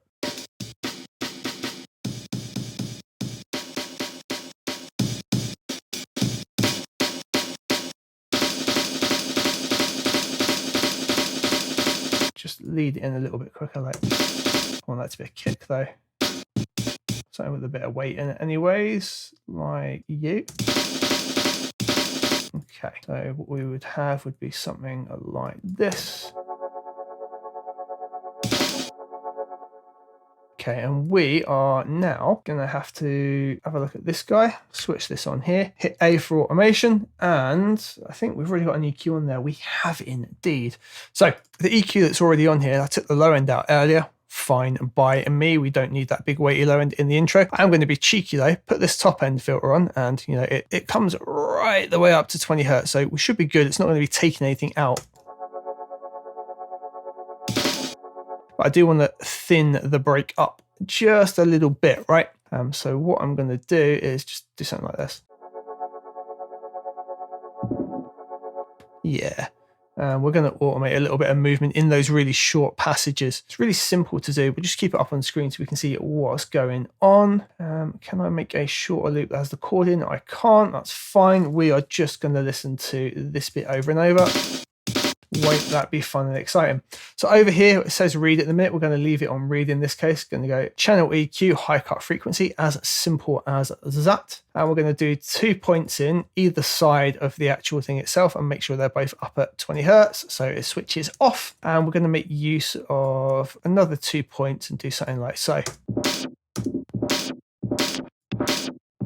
maybe not even moving that much. And let's let it go past a bit as well, so it's not snapping. Why is that? Right, it's because it's opening up so quick. Let's do that. So now we get...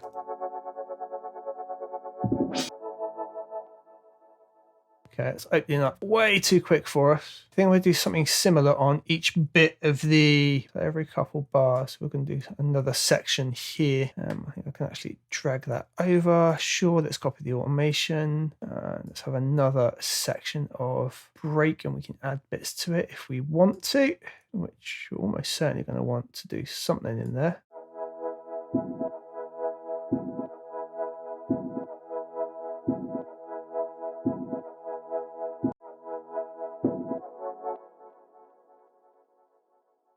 Okay, let's get a little more flavor. What we got going on here? Let's double up on that.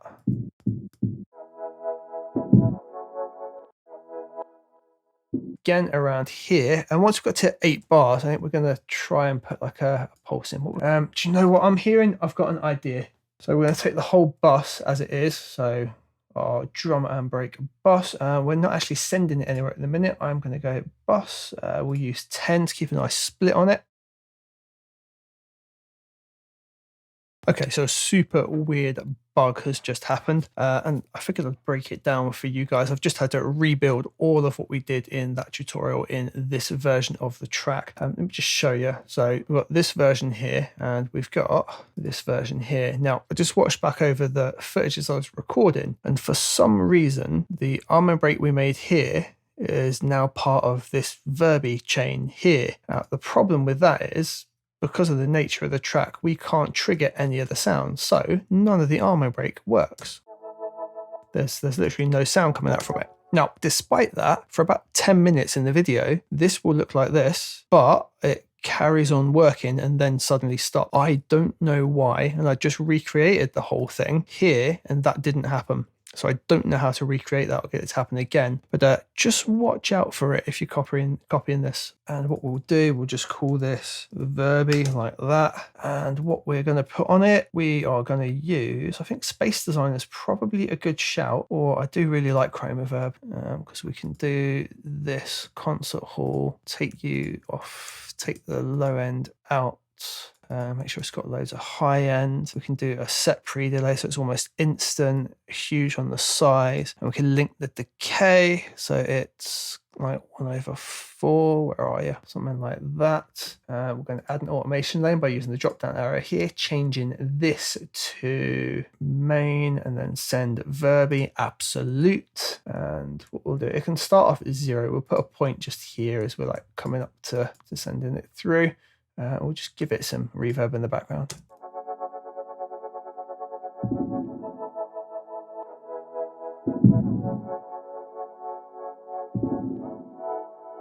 Cool, so that's doing what I want. Now, on the same reverb channel, I am going to put a delay, and I'm going to put the tape delay on stereo, like so. And again, I want that to be synced. 1/4 is good. I'm going to pump the feedback right up, and the filter, so the low cut here, I want to bring that right up.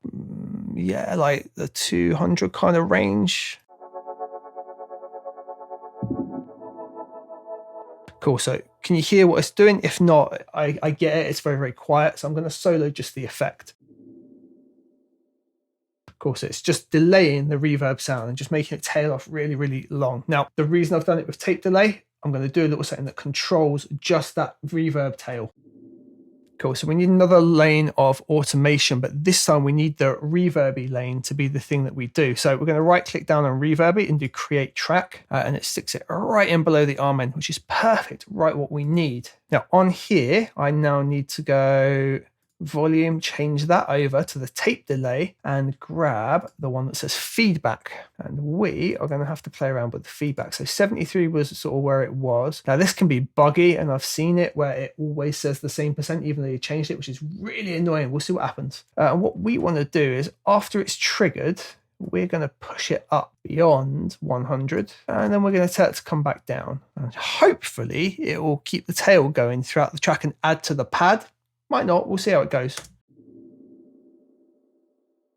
Yeah, so we can push it beyond 100 for a bit longer, like so. This, by the way, be careful with it. If you do it over 100 and you hold it for too long, you get feedback instantly, and it goes to like from minus 50 dB to like plus 2 million instantaneous. It's horrendous. Be really careful with it, but you can get some sick effects. Cool. That's now carrying on right the way through to the next bit. Now I've kept it low just in case I destroy myself, but I can now turn the wet up and we'll stick it right up to like 100.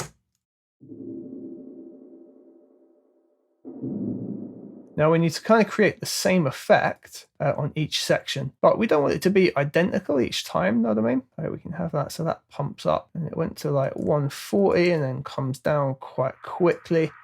Oh, there you go, you heard it starting to play the feedback gain there because I left it on a point that was past that 100. It happens so quickly. If you don't catch it or don't know how to catch it, oh, it can just be horrible.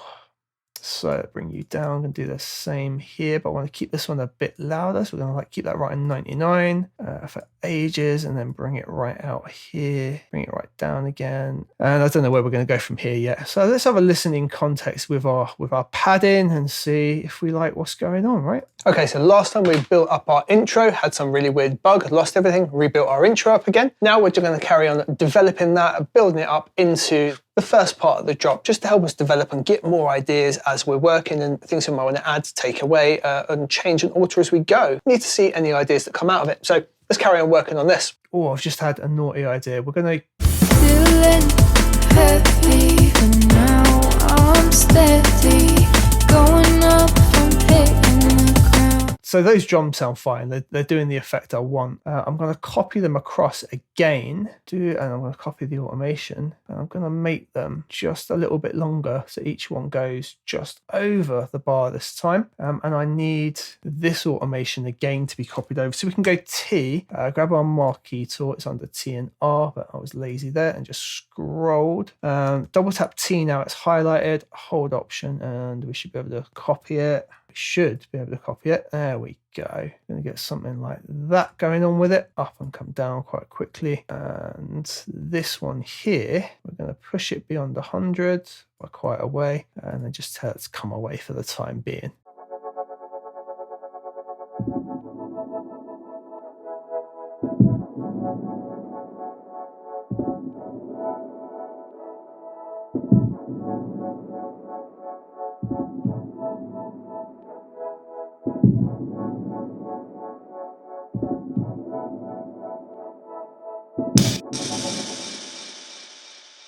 And get a horrible snappy loop at the end, but it is what it is with the automation and looping. Okay, so I think that's a real nice vibe that works. Hopefully you agree. Crack on. So what we're going to do, I've pretty much copied the whole thing over, and we're going to add some kind of rhythm in, feeling. What we can do, I'm going to bring this over. So this should be our ride. Clearly far too loud, far too fast, far too aggressive. Just going to hold down Option here, and I can do a stretch. I'm going to double it in length, which will halve it in time. It's got the same rhythm, same feel as before, just halved in time. Now, if we double tap on it, we're going to bring up the MIDI for it, and we want this one just here. It's going to let us find our velocity regions for that slightly slower version we just made. If you don't see them, I'm going to go down here into display, and we want to display note velocity. What we're going to do is highlight all of them, and we've got those alternates there. They're still really low. We're just going to bring these down. I've still got that note we missed up there, so they should be a fair bit lower now.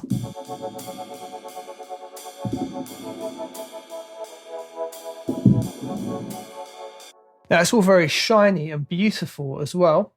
So I'm going to make use again of the same EQ trick that I've done on break here.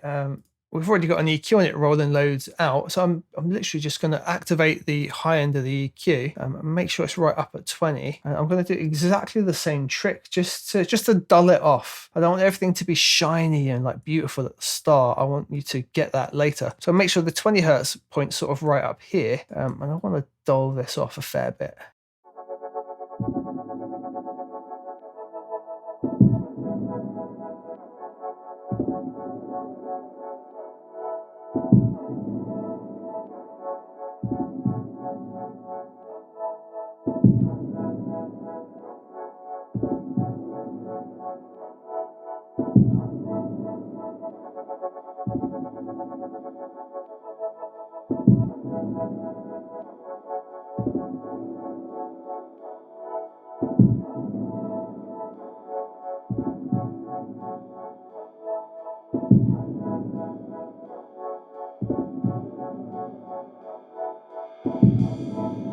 Clearly I need to fix what's going on with these rides here and make them a bit more lively, so we can at least hear some of what's going on. Select both of those. What we can do, if we do T and G, we can join them both together. Double tap T, tap this again, and let's highlight everything in here, Command and A. I'm just going to bring them up a bit as well.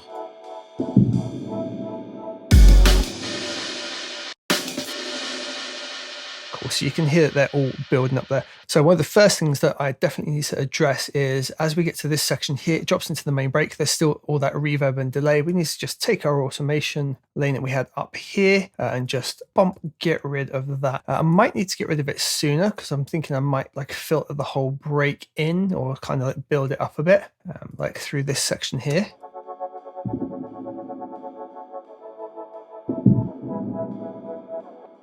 In fact, what I'm going to do is, from this one here, we're going to start making the break a little bit longer each time. So here it's going to overlap a quarter of a bar. Here it's going to overlap a half a bar. Here it's going to overlap 3/4. Here it's going to overlap the whole thing. Here it's going to overlap the whole thing and a quarter. And I'm sure you can see where we're going with this. Almost all the way into joining it up, and then we'll stop it about there. And let's just test that out.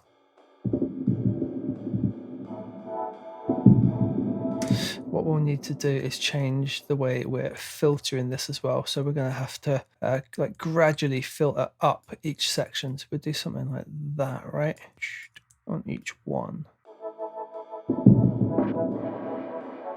I don't want it to do that little pop though, so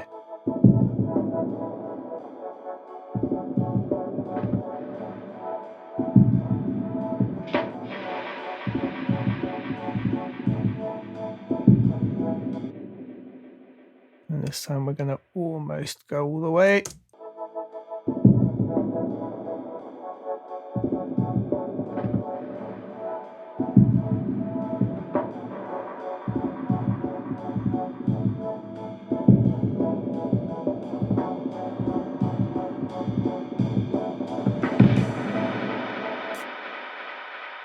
I actually really like that, and then we'll just have loads of control by just taking that reverb out really quick, and we need to control this delay here, so it's just we can even control it by taking it out entirely here. Really like that build up though. So let's check out the whole thing from here.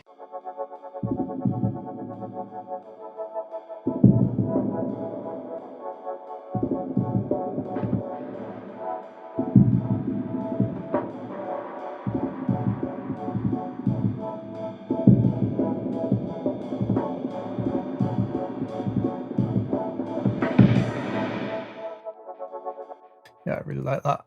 Even the hat just coming up, the ride coming up at the end just with the extra I'm going to do the cheesiest easy trick. I'm also going to take that final chord out. So we've got almost silent, and I am going to get, we're doing Logic only, so I have to go into Logic Loop Library. Let's go crash and see what we've got. African crash box. What? Yeah, no. I just want crash cymbals, all drums. That might do the job. Literally going to drag that in, select it over here, go to the inspector over on the left hand side, click reverse and zoom in. That's a snap right on there.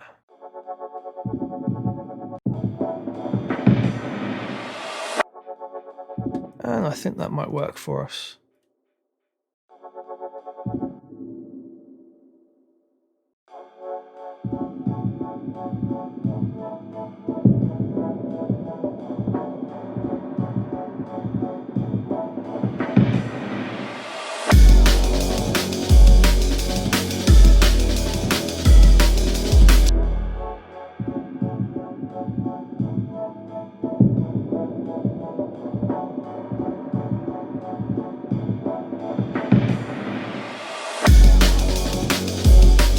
Actually, I might have the build up happen here and we'll just do the silence T's like so.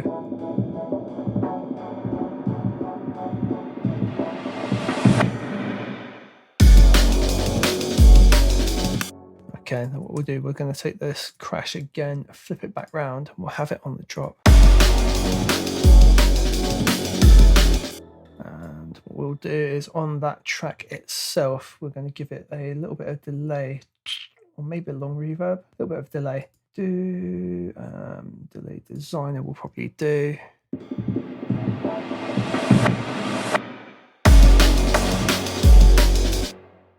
That will do just fine. And what we're going to do is then go into automation on it, do delay designer, take the wet control, and the wet control going to come basically as the drop comes in. So we're going to hold it right through to that and just bonk, no wet control. So it'll go.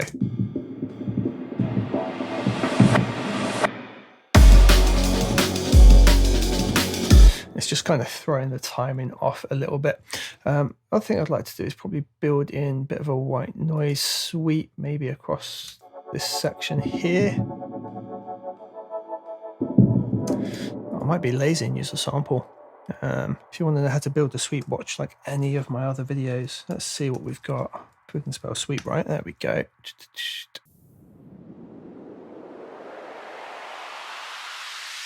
That will literally do the job, I reckon.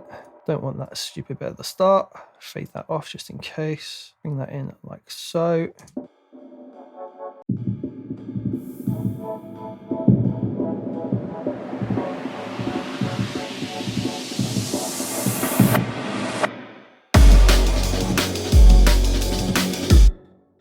Bring it down loads in level, that is for sure. It's made it -9, but you must 12. And I think in here, maybe just have a little something from the break itself. Why would you not zoom in? Why would you be so foolish?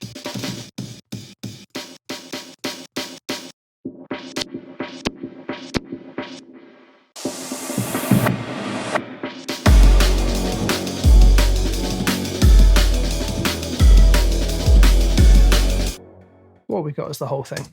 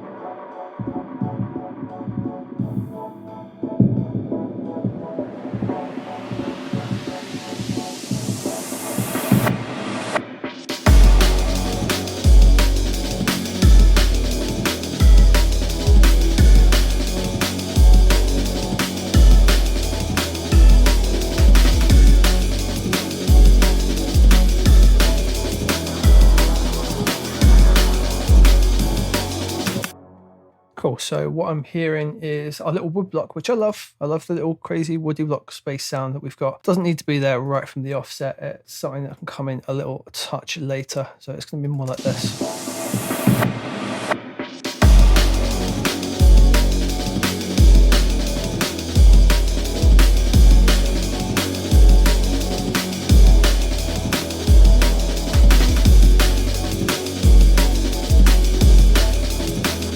That funny little arcade thing that had the weird little psh at the start. That's I think I might use that here as well, like this.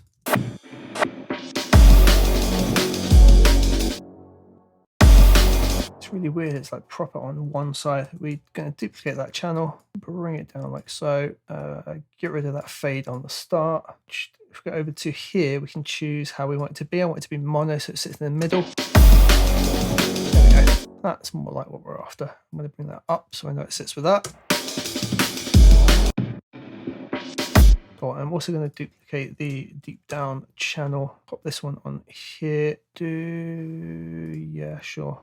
See that up there. It just doesn't need the delay on it. I'm going to pop that one with that.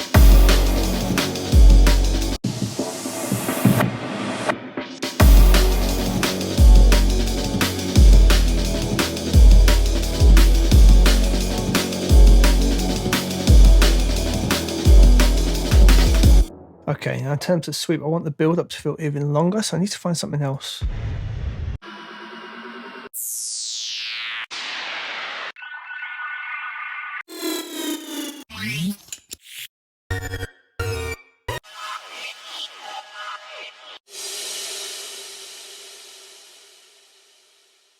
Okay, that I like the sound in that, so I'm going to bring that in. And you're about to see some abuse happen here. So firstly, I don't want it around that way. I'm going to reverse it. Secondly, I'm going to switch on time up here to flex it. And it flips it around the other way. That's great fun. Can you not have reverse on and flex time? That's super frustrating. Roger, roger. Okay, can we just stretch it to an insane degree like so? Hopefully. See what happens. No. Okay, what we're going to have to do is stretch it out. Let's try that length.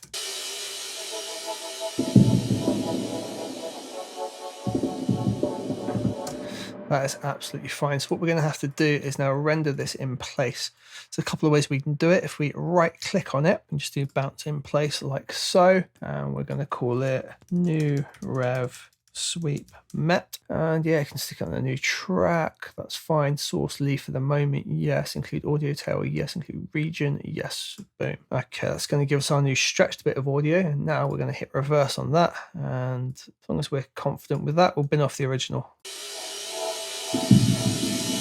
Cool, so there we go. We've made a nice long new riser without having to break out Alchemy, which is what I wanted. And this one we're going to have a bit of fun with in terms of effects. Probably have to bring the level down on it, so the smart gain doesn't take effect when we've done that kind of bounce in place. Don't want to do plus 12, we want to do minus 12 like so. Of course, now we've got to build up for much longer.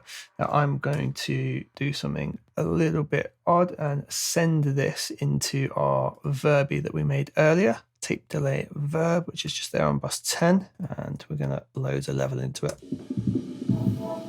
Cool. So take it all the way back like that. Cool. Take it back even further. Cool. And that's just giving some like character and feel to what we're doing. So we've got a much longer build up there.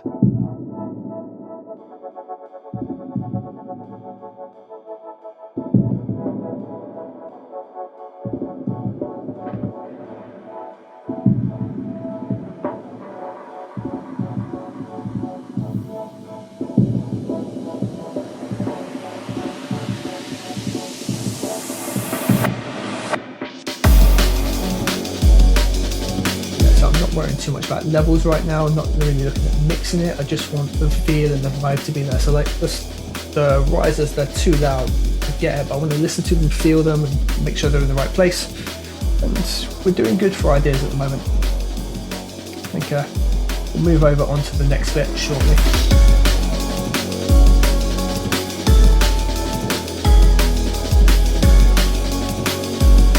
Much better. I've changed the filter here now, so it's actually just rolling out some of the low end really gently.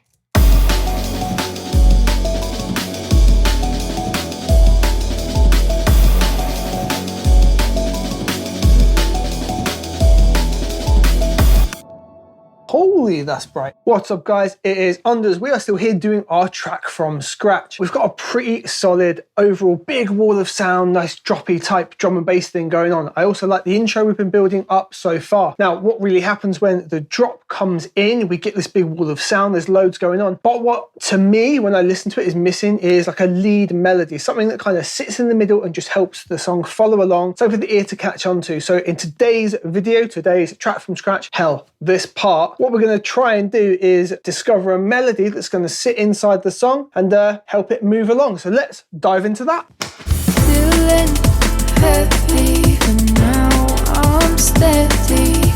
Going up, I'm hitting the ground. All right, so just as a reminder, we jump into this part here, and this is where I think we need something to come in.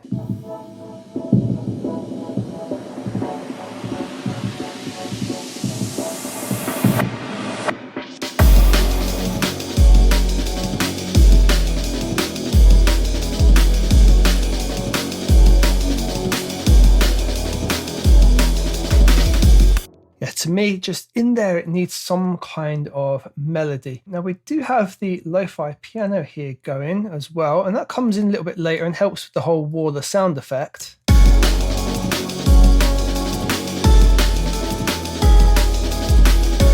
There's kind of a backing effect. I'm not sure we can really have it fill in the space. So I think maybe let's try like a lead or something like that. What we'll do, we'll try like the ES2, and we'll probably end up going to Alchemy because I always end up going to Alchemy. So let's grab the ES2 and do that on a new channel. I do have up in front of me my iPad with Logic Remote on. I'm thinking we can maybe use this to give us some ideas. If you've got an iPhone or an iPad, you can actually pair it up and use this. So you get a bunch of useful features for sort of music creation in here, right? And what we're going to do is maybe have a look at using this. See, I like to pretend that none of you guys have got a MIDI keyboard because it's something I always get of, you just play it on your keyboard and I can't do that. Well, now I'm giving you options, aren't I? Yeah. So what we can do on here, over on scale, let's reduce it so my big fat fingers don't hit too many keys. And then we can also go and limit it as well. What we were working in was F sharp major, wasn't it? So if we go like major pentatonic, look how it's synced with the track. That's because I set the key that we're working in the actual track. So now, the other way we can find it is we built chords and whatnot earlier. We can absolutely just go and look at taking, say this, and bring it down into here. No, we don't want to copy over automation data in this case. I'm going to hit U just to loop around that. That definitely doesn't work, but what we can do now is open this up. Don't need that automation data there for the Mo. Okay, and within these notes, we can probably find ourselves a melody that's going to sit with everything. In this first bit, we know that the chord's going to line up using these 3 notes. We could probably do something quite simple. In fact, actually, what we'll do, we'll keep those 2 notes like that at the end, and we'll maybe build a melody that goes down using these like this. And I'm literally just spitballing ideas at the minute to try and discover something that's going to sit in the track. Right, so it's quite a rapid melody, but definitely not vibing with the sound up that high. So we're going to drop it in transpose. So that's shift option down. Probably down another one for that sound. It's too bassy. Right, I think it needs some pacing in it, so perhaps. All right, and that's just using notes that are in that particular chord structure, right? I'm just not vibing with the sound, so I'm going to do what I said I'd probably do anyway. Grab Alchemy, and I'm just going to use a basic saw just to get an idea of what I want and probably tweak around that. So the way we can do that in Alchemy is go to File, go to Initialize Preset, jump into Advanced. It will just give us a saw.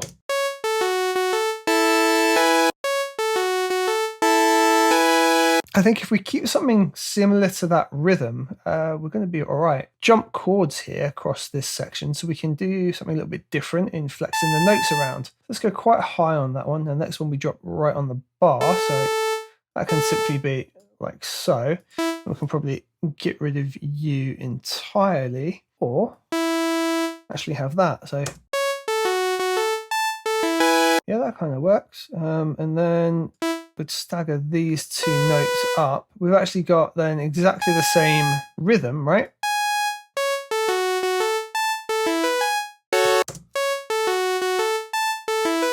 That should line up perfectly with the chords in as well, right?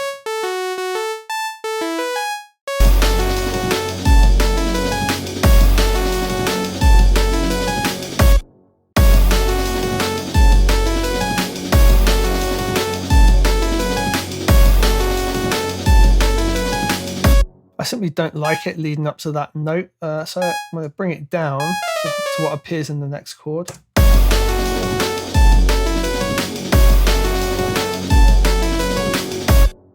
So only difference here, this note is longer than shorter in this one, and then we'd repeat the same like 2 bars over the next section with potentially like the same rhythm set. got the longer one just there. And what we could do is make it instead jump up to a different note in this instance. And what we need to do was shorten that one, wasn't it? And bring this to halfway, like so. And instead of leading it off of the higher note this time, we're going to go back down to a lower note on this one. So we're going to get rid of U, and everything's rising, so we'll stick with that.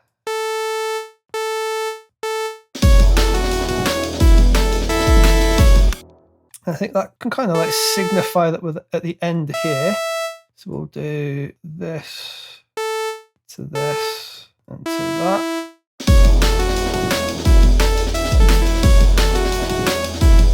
That just sounds a little bit wonky. That should be there, and that should be there. All right, so overall, we've now built up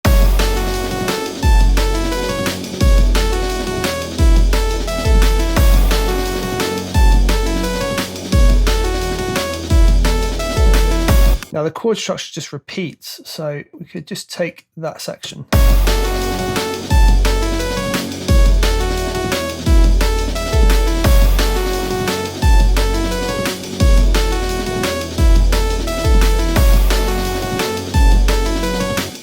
So now really it's going to be a case of either making or finding a sound that fits in. I'm not sure if like I want to go for a lead sound or a piano sound or even like an organ. I'm going to have to play around with some sounds, get kind of where I want, and then tweak into it, I think.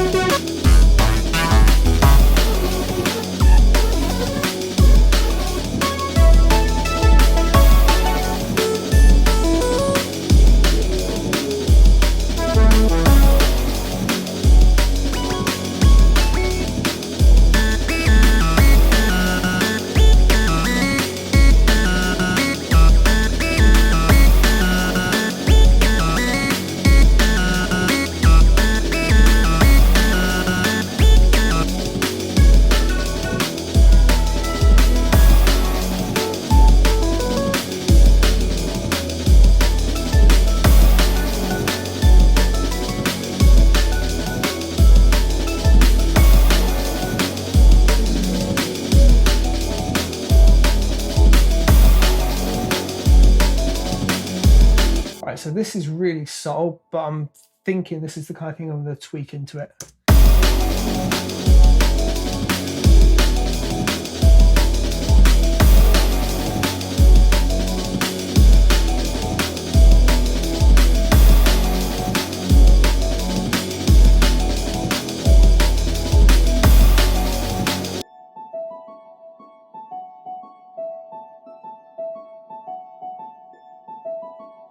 So the sound's really nice, but got that really like quick decay, right? I'm going to put some hold in. It's just going to help it hold a little bit longer. Attack-wise, just going to select here and have a look at what this connects to. So it's connected to the velocity. Okay, so I'm going to dial back a bit on what the velocity is doing, because at the moment the attack's sort of taking the energy away. So now it holds for a little bit longer.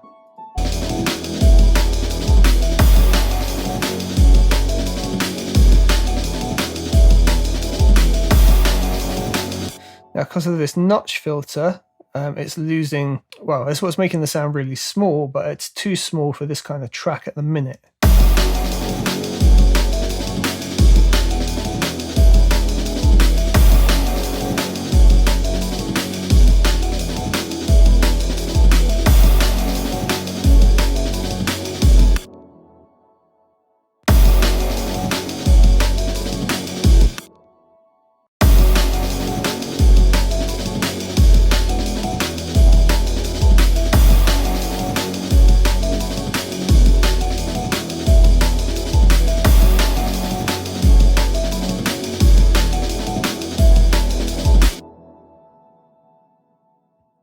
The master volume is currently linked to that ADSL. I'm just going to get rid of it entirely and just have it at max. Much better. I've changed the filter here now, so it's actually just rolling out some of the low end really, really gently.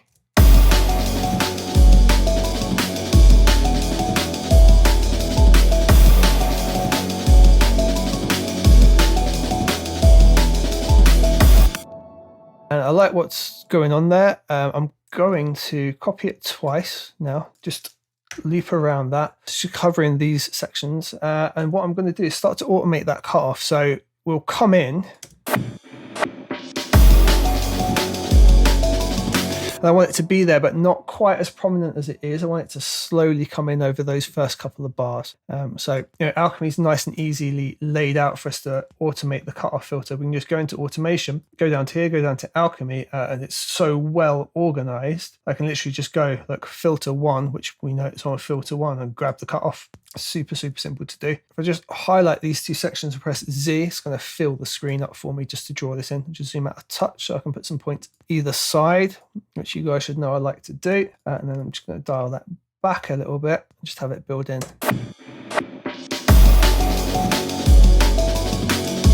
And so we need to actually take that the other way.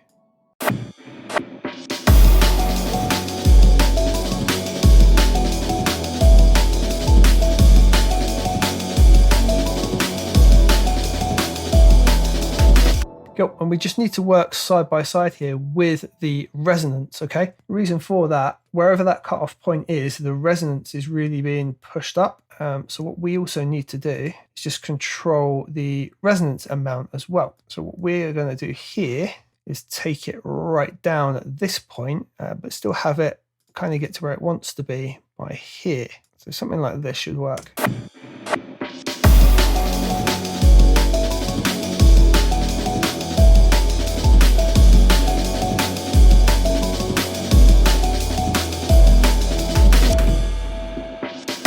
Yeah, and that's starting to get a melody sitting in there. That works nicely. It fits in with all the chords and everything. I'm liking where it's going. Let's copy it over this 4-bar section. Copy. I'm going to loop the whole lot. Actually, what I'm going to do is highlight the whole lot, press T and G, join it all together, and double tap T to get back to where we were. Now, make sure we're looped over the whole section. Let's just listen and make sure it works.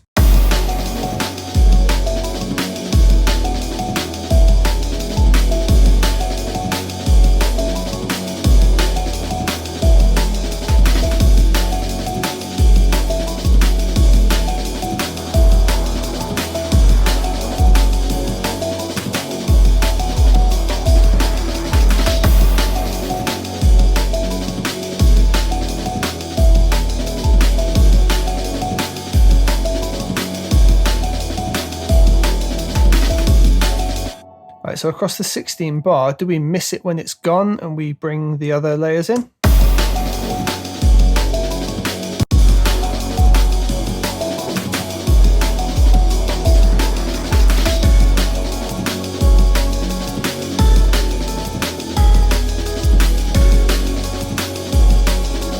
Yeah, we kind of do, right?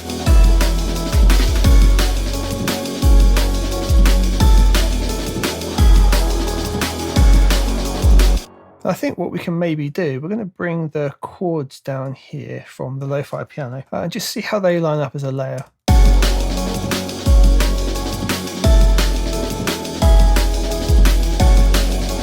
And I think it might just run as a really nice ARP as well. So what we can do, I could either make a copy of it, but we're already at 67 odd channels already. So let's add a MIDI FX. We'll add the arpeggiator in. And what we need to make sure we do is automate it on and off. So let's get ourselves another automation lane. Go down into NAR. We're going to go to main, MIDI insert, bypass, arpeggiator. Right. So here, I'm going to make these 3 points. Actually, we want 4 points. And we're going to bring this so it's bypassed for that section, like so. No, other way around. I'm going to bring that point up so it's bypassed in that section where we've got the melody in. There you go. So it's going to bypass for this bit and then it will snap on here and we'll just zoom right in. Looks like we've done pretty good. We've got a little space after that note to get the automation in. And once it's landed on this section, should I mean, it's a bit El Rapido. That's going to be a weird rhythm, but might work. Nah. 1/8 maybe though.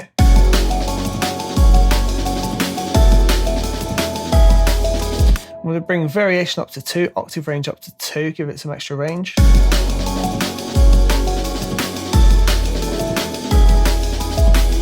Right, take variation off, leave the octave range on 2.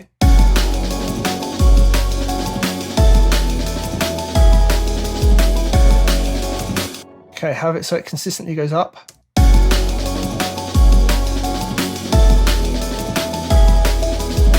No, so octave range on 1, consistently going up, 1/8 is okay. In options, we need to have a little bit of swing.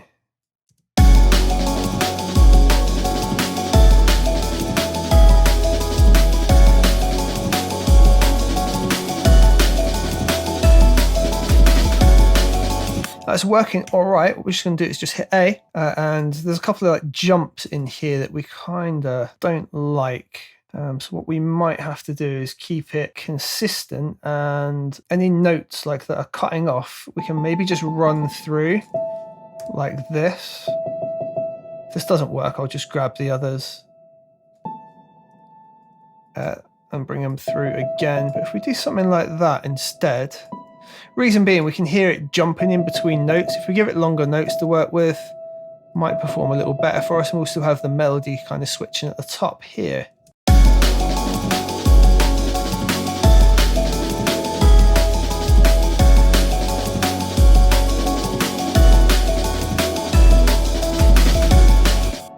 Does it work as an exchange from one to the other?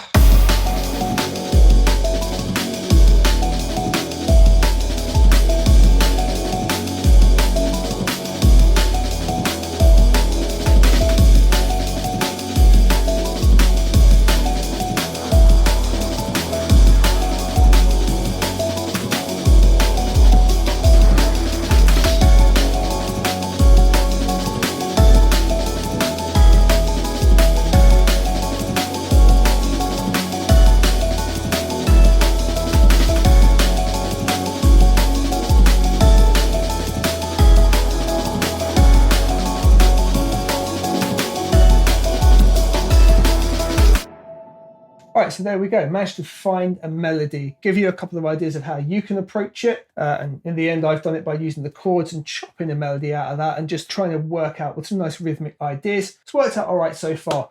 What I'm feeling now is that this is starting to get kind of messy and there's noise fighting with each other. I'm not going to mix it, but I do want to approach it a little bit and give it a bit of a balance, just so I've got a nice, clearer vision going forward. So that's what we're going to look at doing in the next video, and I will see you in that.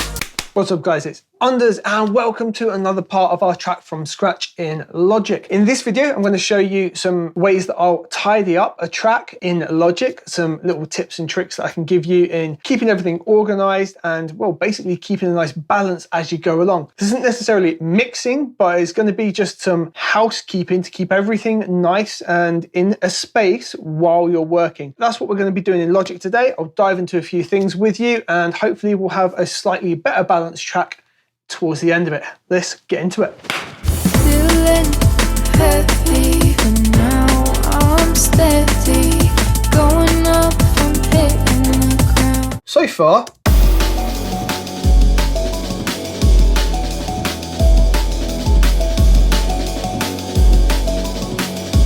like, she's sounding all right. However, you know, I've got my mixer in front of me here on an iPad, but we're going to get it up on the screen here. There's a lot of very loud noises, and if we open up the like Amen stack we've got here, we've also got like 60 odd channels. You know, there's some clipping going on in places. There's stuff happening all over the show, and we kind of just need to control some of those things. Now, the kit crash scenario, we've got this compressor over here, and that's more than likely going to be what it is. It's right at the start of our loop here. I'll probably solo it out. And we just straight up need to get that under control. A couple of ways we can do it. We could go straight into the sampler, dial it back here on the level. However, it's the compressor effect that's going to be doing it. And I like what the compressor's doing. We did it for a reason at some point, however many hours ago back in this. So I'm going to be cheeky. I'm going to put the limiter on. I'm going to knock the threshold back to like -3 dB. It's still loud, but it's giving us some headroom and it's not going to be clipping the channel. All right. So we're going to roll with that. And yeah, we're going to actually be mixing it later. We're just making sure we avoid any mishaps for the time being. So let's just let the whole break run through and make sure we're not getting anything else silly going on.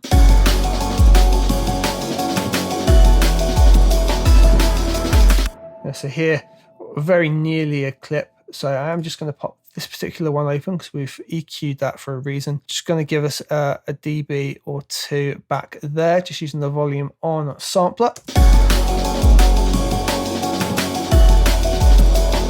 And, you know, I'll end up probably compressing and smashing the whole thing, but we're just going to be sensible. Now, let's just have a look at everything else we've got going on. Most of this is MIDI triggered at this point. If we have a look on here, without me destroying ears, we should be able to see if any reduction's happening on the limiter.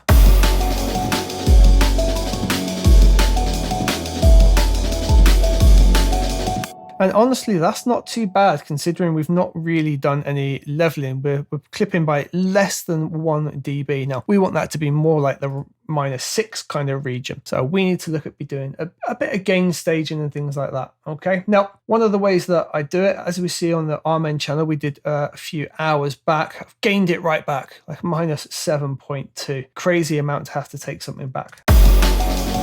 That's given us loads of room. Now, we can do the gain control in a lot of cases on, say, like the drum synth.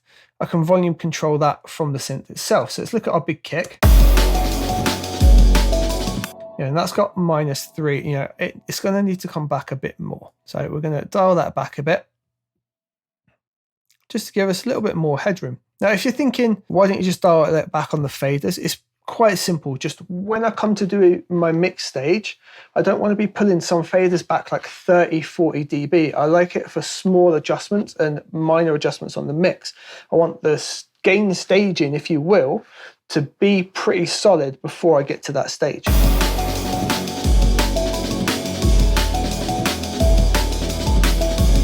Now, if we look at our limiter now, we're actually not clipping at all anymore. But I'll still keep the limiter there. It's only there for safety in this particular instance where I'm recording video for you guys. So I don't want there to be 1, damage on the video, and 2, sudden horrible spikes that get you guys either. So that's what it's there for. But at the minute, we're now no longer clipping on that, which is nice. And looking at everything else, there's no red lines, and we're coming very close on here.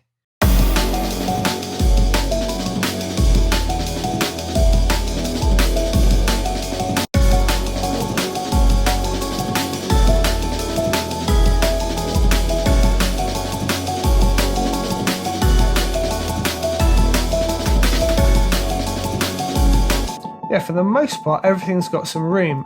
This, not so much. Our little fake digital snare there. So again, we'll grab the drum synth, give ourselves a little bit more headroom. I'll take it down to -6 or so. So we've still got a plenty hot signal, but we're just, you know, not taking all our headroom away from the offset. And we just need to check these little sweeps and bits.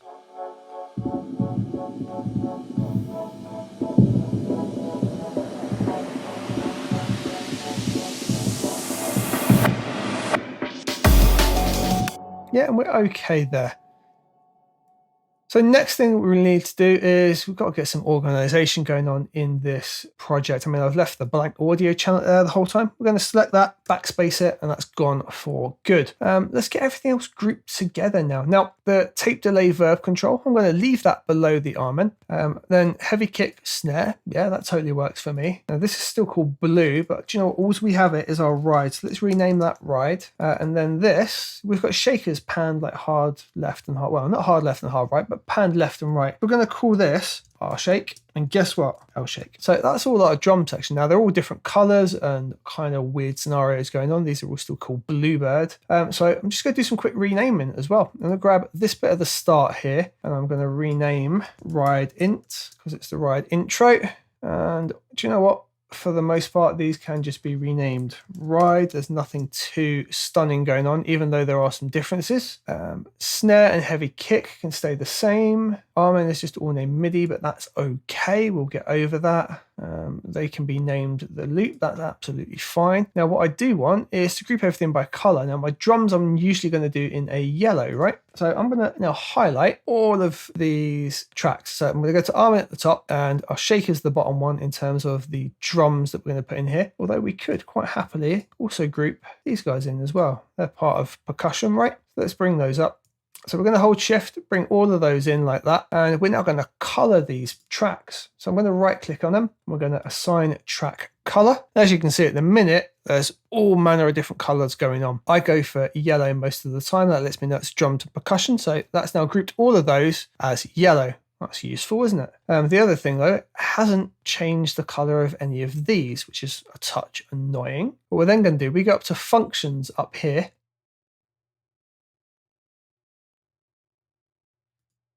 And we can do color region / cells by track color. Because we just colored all those tracks yellow, boom. Everything is now colored accordingly. So at a glance, I can know that everything up here is percussion related. And for the most part, they're just easily named. It's something I can look at. Generally, I'm just going to look here and see what I'm looking for anyway. And then they all correlate in the mixer as well, which is really nice. The other thing, this is all drums and percussion. It's probably a good idea that I'm going to put it in a bus because I'll more than likely work on it in a bus as well. So in our mixer, just get our mixer up with X, or you can actually do this when they're all selected from your inspector on the left. Just tend to do it in the mixer myself. Where it says output here, I'm going to right click and hold, scroll down to bus, and we'll use bus 20. So we've got a nice gap between everything. And now it's assigned all of those to bus 20. And over here, it's made aux number 7 because it's our 7th aux, even though it's bus 20. You see bus 20 goes into it. And we are going to call this drums. And now when we solo this, all our drums go to here.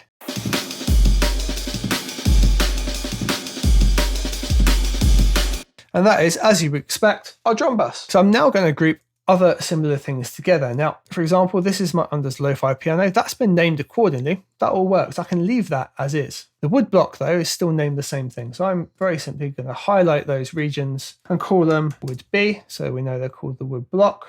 Vox layers, again, because we copied the original chords over, they've all got the same thing. I don't think we've changed those too much, so we can just call them Vox Pad. I think it's a good name for those. And I'm going to rename the channel with a double click, so it's called Vox Pad as well. And we grouped these keys together before, didn't we? So here,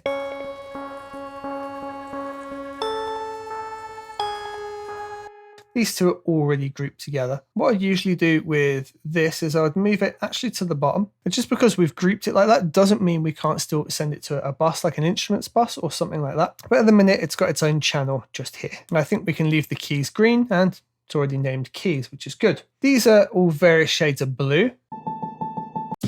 However, all the channels are currently still green. So we can do that same thing, shift and hold the whole lot, go to functions, color regions by track color. Those are now blue. I can see that those are going to be like my pads and pianos. I've got this keys bus that's in green already. That's fine. We've got our alchemy bass here. I tend to put my basses in orange, so I'm going to select that channel. I've still got my color chart up here, just going to tap on orange, and this has made my regions orange. So this time we're going to go functions, color track by region cell, and it's made that alchemy bass, but for whatever reason, it just didn't add the color then, which is a bit weird. There we go.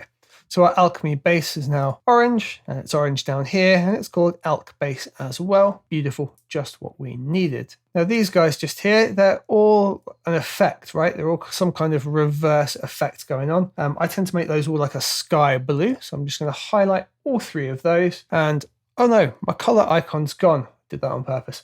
what we can do is just go up here, look, you've got your toolbar. If you click and drop your toolbar down, you can then just grab your colors over here at the top right. They're always going to be back up for you. Now, I'm going to make these guys a sky blue, and then I'm going to do functions and color track by region cell, like we've just done that. I'm going to stick all of these at the very bottom, just what I tend to do there. And I'm going to give these their own bus as well. And we'll go to bus 21, then we'll call that effects. And the last sort of outlier here at the minute is the piano we've just added in, which I'm just going to drag up here. And I'm going to add it into the keys track stack by just dragging it up, putting it in between the two like that, and it'll automatically put it among the stack for us. Look, isn't that great? The channel obviously isn't selected correctly, so we're going to select the channel. The channels obviously aren't colored correctly within the stack, so we're going to just select all three, functions, and color track by region color, and boom. That is us far more organized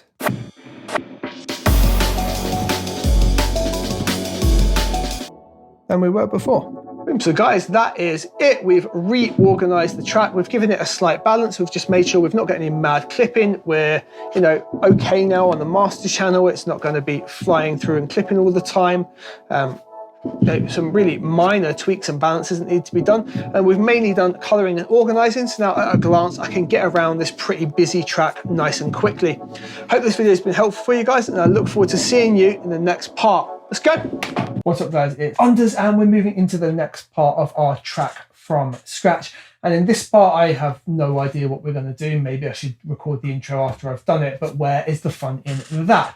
In all seriousness, we've got like the first sort of chunk done, the first like 16 bar drop, maybe even a 32 bar drop. I think what we need to do is develop the next part. And I think what we're going to do is really strip it back and try and just use the bass as an instrument to give it loads of like feel and momentum and make it the real focus of that section, perhaps before breaking it down into like a mid section. I think that's what we're going to look at building. So probably copying the section over, maybe some drum alterations, something like that, and making that bass really the focus of that part. So let's get into that. Feeling heavy, but now I'm steady. Going up, I'm hitting the ground. All right, so we go from this section to this section.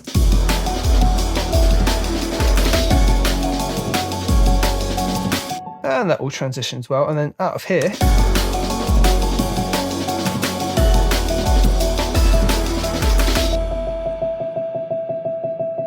now that's going to keep doing that, so that's going to be the first thing we do. We're going to fix that. So on our keys track here, if we open it up, we can see that this one here that's got the ARP on it, it's just going to keep triggering even when we've switched it off, because it's got that last note. So and where it was bypassed like that before, we can just boom, pop it in like that. What I'm thinking is pretty much, I want to keep the drums almost the same, but have a change to like signify a new set. Let's take over this little arming bit here.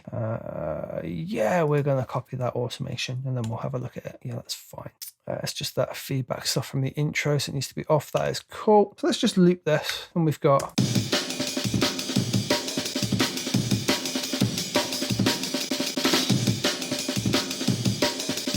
and I think we can actually just shorten it up a bit more. Seems crazy, right? We're just going to go to just that bit over and over rather than even the 2 bar.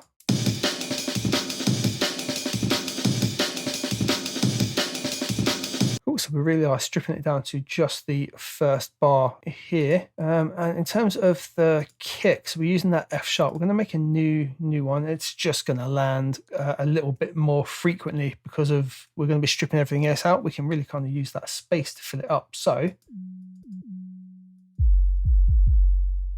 here we are, which is going to be on F sharp. And we're just going to bring our velocity up. And I want it to be a hell of a lot harder. I think if we can maybe do the classic D&B pattern, a little bit of syncopation there.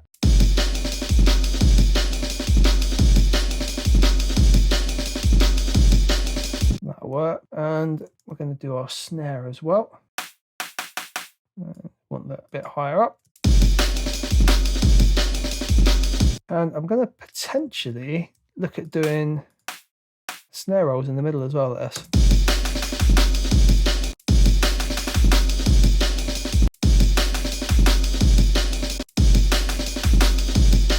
Okay, so just a slightly different snare pan, just without seeing it on the screen. Let's just listen to it. It will be there, then it won't be there, then it will be there. And if we miss it, it's something good and we're going to vibe with it. Let's try it.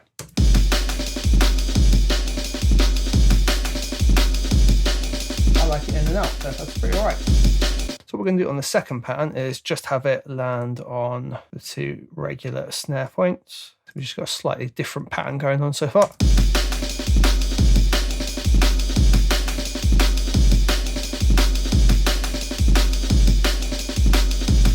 So even though we're just repeating this 1 bar over and over here, we've actually got some variation, which kind of makes it a 2-bar loop. And then we're going to probably throw back to having these shakers in. Actually, we'll do 4 bars in like that, and then we'll bring the shakers over.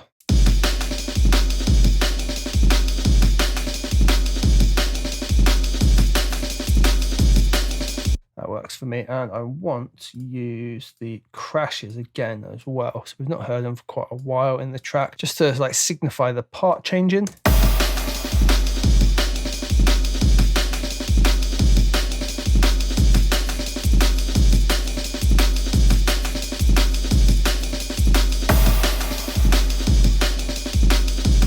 They're obviously way too much, but until we get to like mixing stage, not going to worry too much about them. I'm literally going to drag the bass line over as well, because it's going to bring all the automation and things with it that we can play with.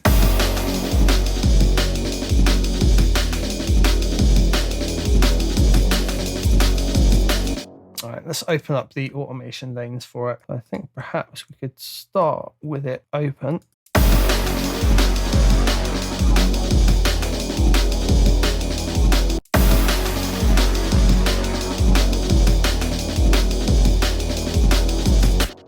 And really, I'm just going to be experimenting here with different automation options, try and give it some flair as it plays.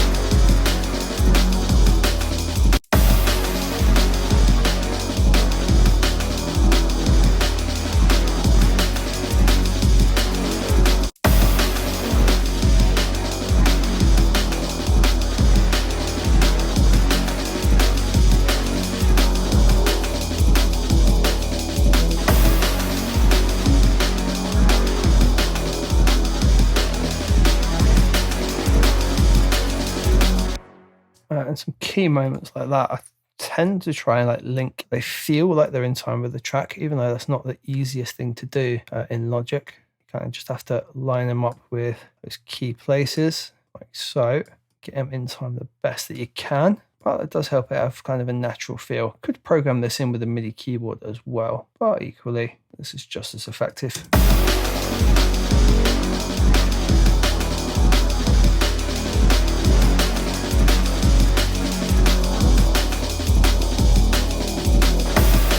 Right, so if we bring up Alchemy, there's some other areas that we can probably manipulate as well. And I'm thinking, I thought we actually did the drive before, but it looks like we're just doing the filter cutoff. So we might be able to push the drive and the resonance as well. So to get all those channels up, what I'm going to do is just leave Alchemy selected, switch it from read to touch, and just very simply move those ever so slightly, and it will now give me all of those channels that I wanted. I've got the drive at the top, cut off, and then resonance just here. I want to have a little play with the resonance sweep just there kind of thing. Just give that ripping and tearing feel a bit more.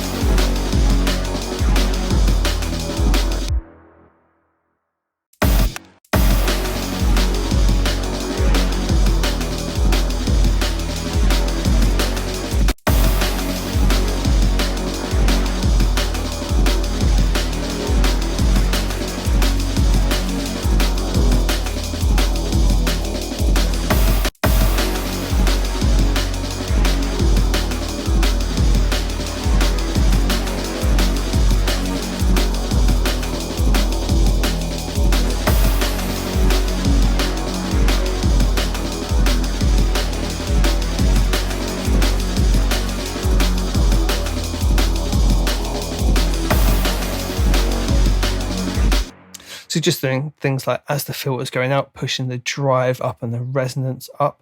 So the filter's sweeping down, but it's actually getting more pronounced at its cutoff point, and then the drive's causing it to distort just to really change the sound.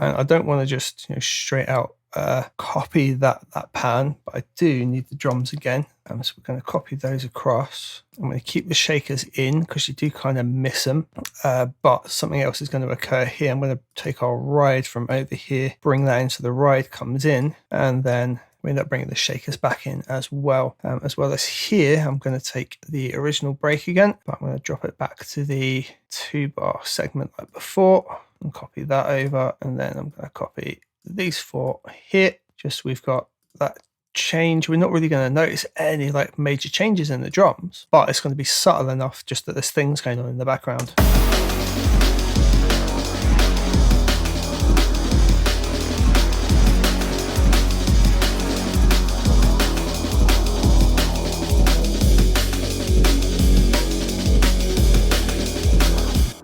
Okay, and now we need to kind of decorate this bass line again, if you will.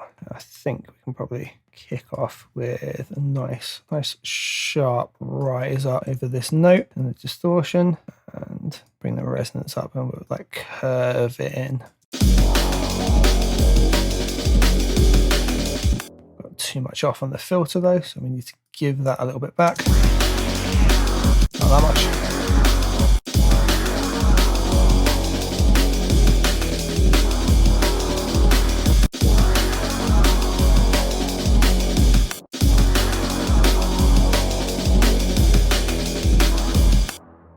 Maybe really lick up the distortion at the end, or the drive.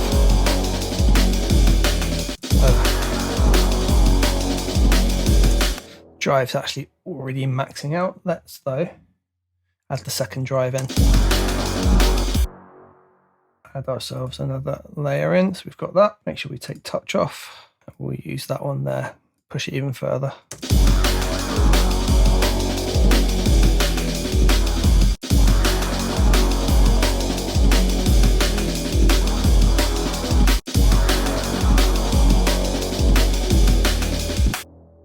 All right, so now we end up going.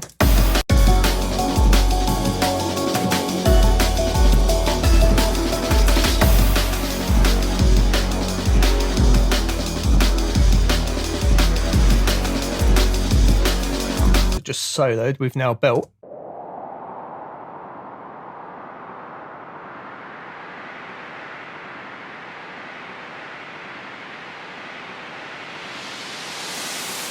What's up guys, we are continuing with our track from scratch. We've pretty much got all the elements we need in the track now for this to be a great template for you guys to take in and build your own track out. There's a few more little things I want to add. So in this video, I'm going to concentrate on building some sweeps and transitions. We've already done some using like reverse sounds and a bit of time stretching. I'm going to use Alchemy probably and just create a sweep that you can manipulate yourself and always customize it to make it work exactly as you need. It's actually really simple to do. And we've just done a bit of organizing. I'm basically going to get the track ready so we can start looking at some of the creative mixing, and then we're going to move on to the actual like detailed mixing phase, and then you'll be able to download the project. So let's jump into Logic. Feeling heavy, but now I'm steady, going up from hitting the ground. All right, so one thing I just want to highlight real quick for you in the arm and break, but if we drop it all down, they're now all colored and named for you guys. So if we jump into the mixer and we open up this mixer stack, so you have a little white arrow at the bottom here, like boom. Just at a glance now, dark orange is going to be something snare related, lighter orange kick related, and the lighter yellow is something like cymbals related, whether it's hat, ride, or whatever. So just at a glance, you know where you're at. when you run through it, and you can just look at it straight away and know exactly what you're doing with each one. Let's just hide those away. All right, so we've got like this whole section, nice melody and developing chords and bit, goes into this bassy bit, and I'm thinking like after this section it can probably break down, and I'll probably leave it into a breakdown so that you can then develop it into your own track and you've got all the elements that you really need.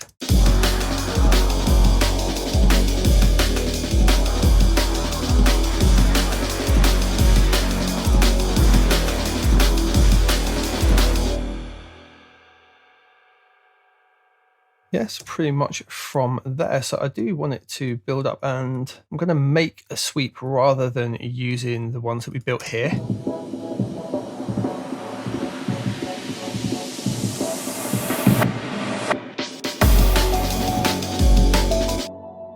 So what we're going to do, we're going to add another alchemy track in. So we go here into our plus, instruments and alchemy.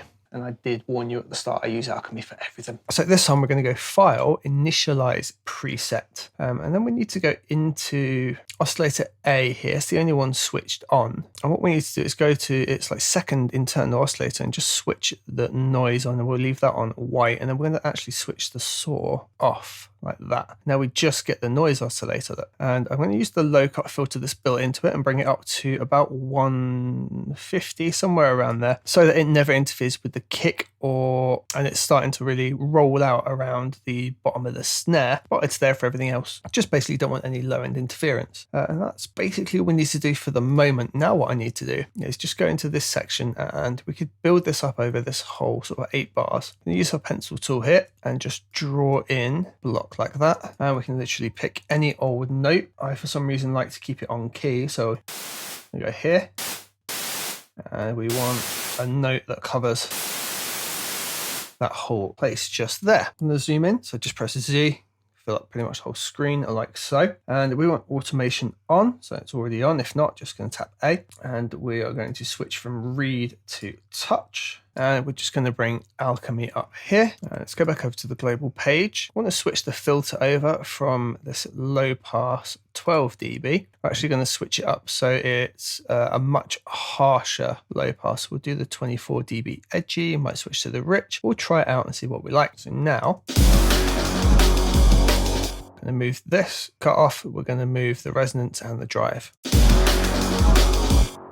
So now we've got 3 automation lanes drawn in for ourselves. Zoom out a little bit, hit our little down arrow. If we hit the Z again, it will let us see all 3. Isn't that lovely? So we don't want this to come back up to 20 Hertz until right near the end. And I'm going to draw in a bit of a curve like so. We'll see how that performs. In terms of the resonance, I'm going to kind of go in the opposite direction and filter the resonance out like so. And we'll give it a little drive bump at the end. So let's try that out.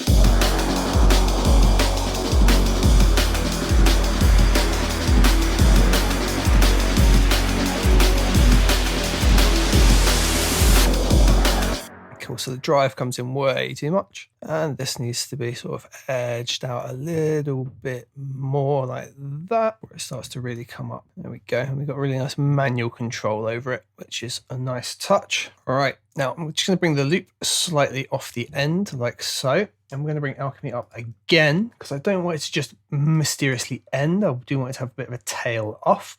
So 2 things we're going to put in the effects. First, we're going to switch that one on and pop in a delay. Rate wise, I want it to be a bit quicker than that. So we're going to go, really importantly, take this off of touch and back onto read because I've now automated that. But you know what? Sod it, I'm going to leave it in for fun. And we want to go rate of 16 on both sides, maybe with a tiny offset on one. And then I'm going to put the second effect on, and we are going to have a reverb, just acoustic reverb in that, balance it down sort of 20% dry and wet, and just leave it as it is and listen to it.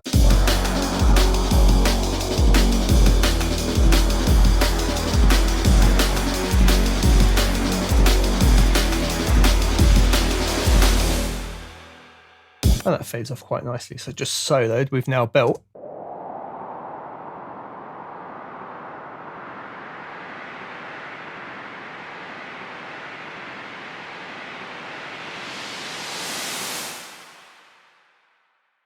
happy days.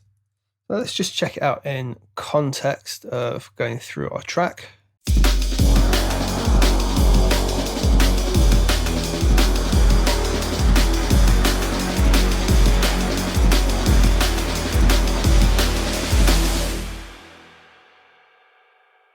happy days, and that helps it tail off pretty nicely. I'm just going to rename it. Sweeper will do. And I'm just going to take the gain back on Alchemy just a little bit. It's a little bit loud.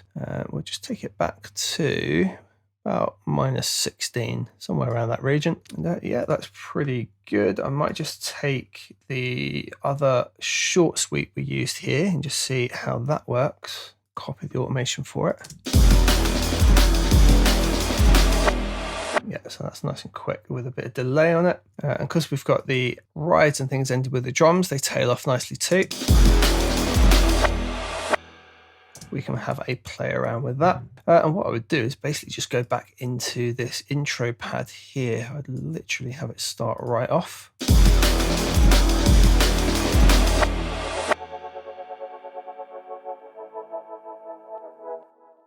Might even get away with not having the first chord in there, so we can kind of have a little wind down.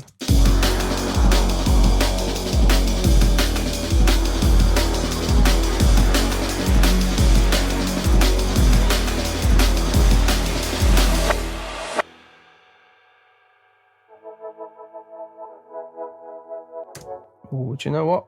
I'm going to slowly build the chord in on this particular one. So we'll start with the lower note and have that one come in there, that one come in there. So we're now going to go. Something we've never heard before in the track, but makes use of the sound palette that we've already got. Useful. All right, and I think in terms of all the tools we need, that is pretty much it. So in the next bit, what we're going to do, we're going to start doing the phase I call creative mixing. This is where we're not looking to make the track sound perfect, but we're looking to make interesting things out of the sound. So that bass line, for example, I might look at doing some distortions and things like that to it, just to make it stand out a bit further. Not necessarily sound design, but creative mixing, things to catch the ear. So let's move on to that section. What's up, troop? Thank you very much for following along with this track from scratch. I really hope you're learning loads along the way. So the phase right now, I've got intro done, I've got like a main drop, got an alternate drop with just a bass line and things going on, and then filters out into a nice like breakdown. That should be plenty for you guys to take the track and really be able to build your own thing. We've got every single element. We can switch it up and mix it up as much as we want. I don't want to build an entire track and say, this is it, this is what you got to go for. Let's leave it open to interpretation. You've got all the skills now to build it out as you like. What we're going to do in this section is I'm going to do what I call the creative mixing stage. I'm not trying to get a perfect balance. I'm not leveling out the track. I'm not doing detailed EQing. What I'm looking to do is create more interesting sounds. So I'm going to do things like look at the bass line, maybe add distortion, look at some auxiliaries and things like that, and potentially some reverb buses and delay buses, things like that. The creative stuff, the little bits of flair that make a sound a little bit more interesting, rather than the detailed pulling down set frequencies and EQs and things like that. That is going to come later because that really helps us get our track separation. So let's get in Logic and crack on. Feeling heavy, but now I'm steady, going up from hitting the ground. All right, squad. So the first thing I want to have a look at is this guy right here. Now it's a cool sound, it rips and tears, it does its job flat out. If we pull up our mixer, we can see that for the most part, right, I've not really done anything in terms of channels. I've got like some gain on there. There's a couple of important EQs for particular things that need to happen. But, you know, there's nothing on here. They're raw Alchemy channels for the most part still. And yeah, there's no going on mix-wise. There's this default auxiliary over here with Space Designer and EQ on that doesn't get used. It just appeared when we added the drummer. And yeah, that's it. But I'm going to look at doing some fun things with this bass line. And I want to keep it like ripping and tearing in the middle like it does.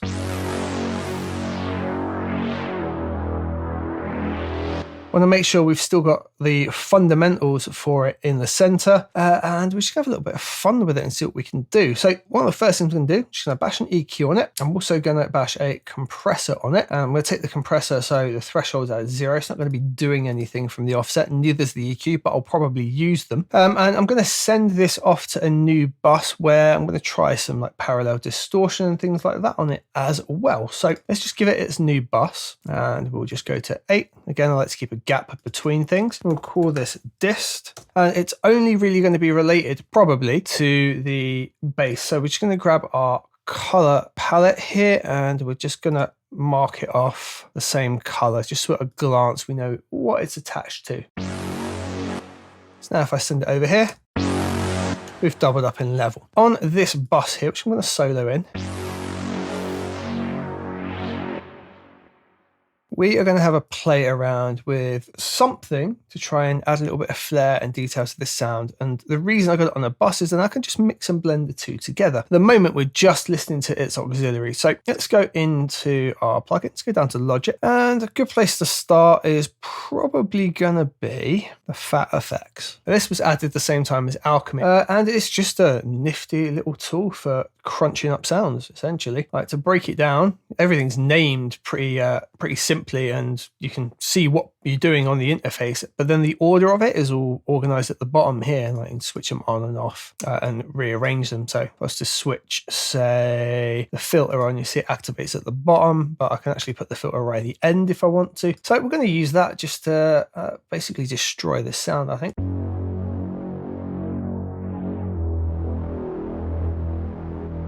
Been doing a turn off most things. We're going to switch that filter over to be a high pass.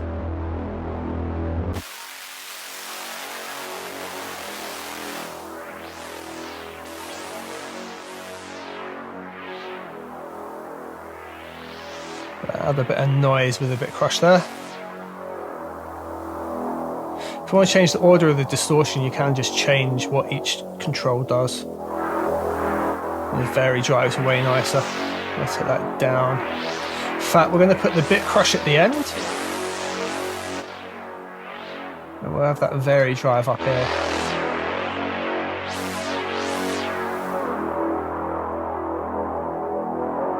Alright, let's bring the bass back as well. I can dial that back a bit.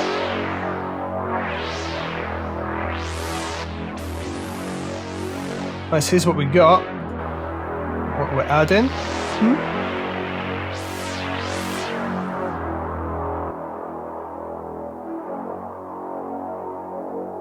We can maybe bring that up a little bit higher, even past sort of the 500, so it's just the high end. I could use the resonance to boost it and listen to where it's cutting off. There, around 800 is kind of cool.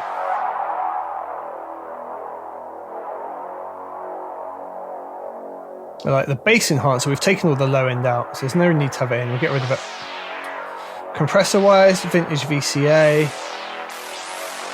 Really long release on it. Flatten it out. I don't think we need to use the bandpass because the filter is doing most of what we're doing. Adds a nice bit of distortion.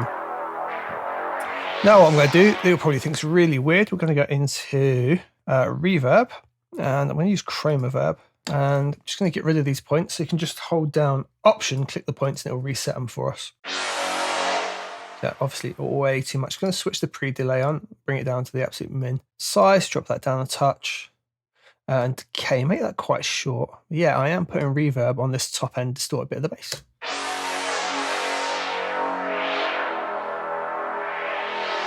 Mix a bit of the dry in.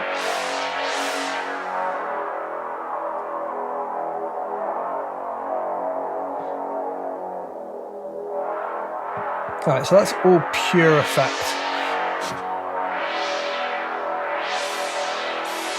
Let's switch the details. I want all the highs in. I'm going to roll the lows out again though. I just don't want any of the lows basically. I'm going to give that a bump again like this.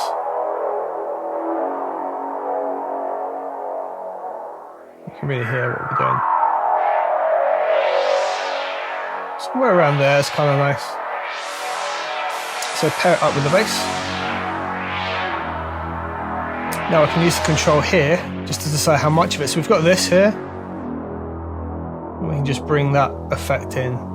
Now, I can tell straight away that the bit crush is doing too much noise. I'm going to dial that right back.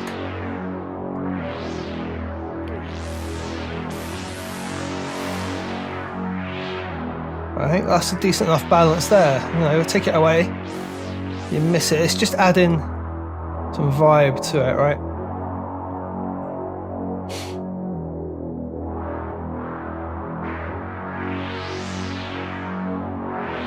Okay, on the EQ, I'm literally going to do a low roll off, like 24 dB. And let's just keep an eye. I think the lowest tone really is going to be around the 80, so I can probably bring this up as high as 50. We don't really want that there. I think we're going to put a sub in just to replace that, maybe. So yeah, we can bring that up there. Just roll off that tone there we don't need.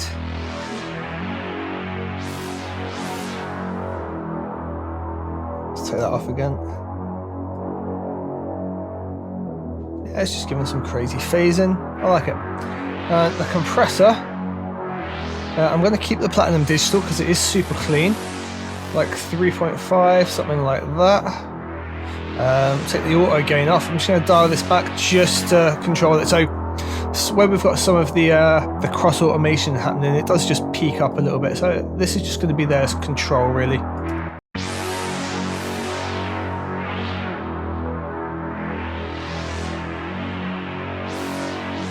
Go a bit slower on the attack, maybe like 40 or so.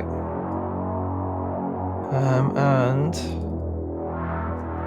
87 on the release. And it's just there to control those flare-ups, right? I'm not even going to necessarily add that gain back in. I'll just give it 1 dB back. Maybe 1.5, because that's about the average it's taking out. Let's just check everything in context, of course. So bear in mind the track isn't balanced. I just want to, does it sound cool? If it sounds cool, then we're heading in the right direction. We can fix the details in the mix later.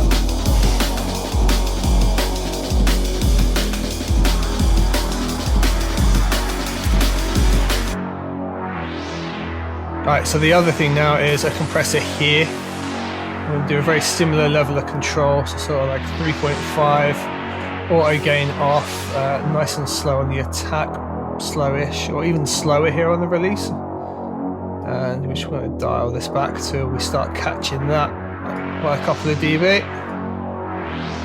And yeah, it doesn't matter if it's taking a decibel out or two all the time, it's that it catches those sudden jumps. Look, I say sudden, you know, it's got 35 milliseconds, a really quick like snap will get through, but if it's suddenly rising up in level for a significant amount of time, that's going to be catching it.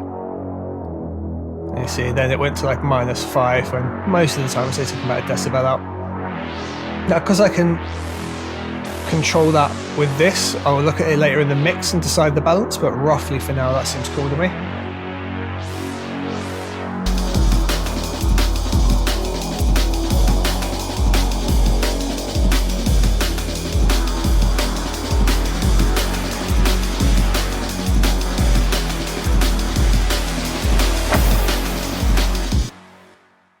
Alright, so that's definitely given us something to play with. We've just done some very basic control. You know, we're not cutting frequencies out, we're just going for a sound that we're interested in and we like. So this little thing at the end, what do we do with this? Okay, we've got a delay on there, haven't we? That's cool, we like that. In terms of like all these instruments, I think we can probably give them their own space. I might just make a reverb bus for them. Let's just grab all of them in context real quick. So you can just hold shift and do the whole lot and then hit solo and it'll get all of them for us. Like I say, I always just press U to loop around what we've got.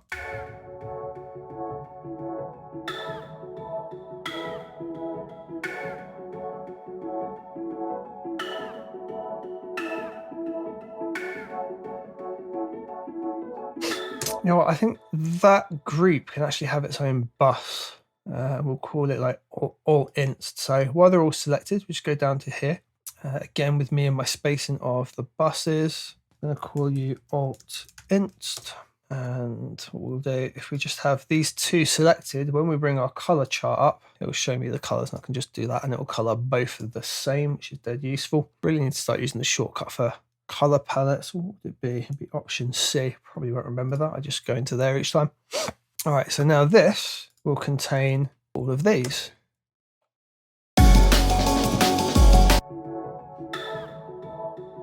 So let's throw an EQ on. Cool. So, you know, there's nothing major. It's all kind of middle ground, tiny bit of like high end in there, nothing super high though. And remember, we've got automation and some effects going on. You can hear that building up.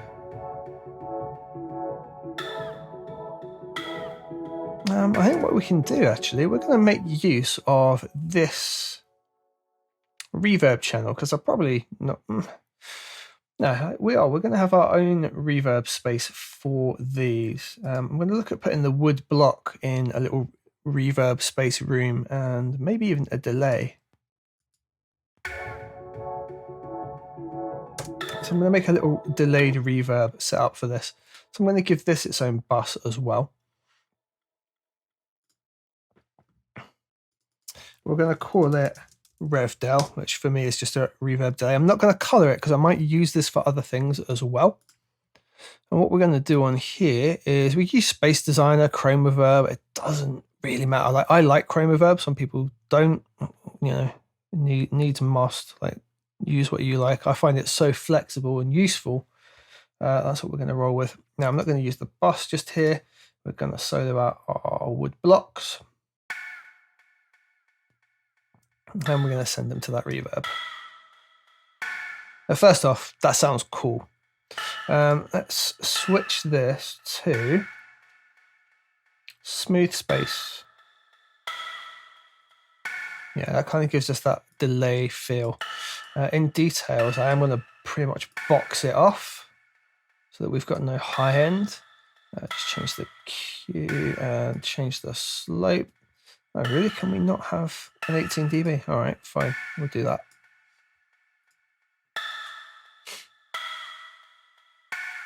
In terms of the size, I quite like that. Pre-delay, I'm going to sync it to the track. So 1/64.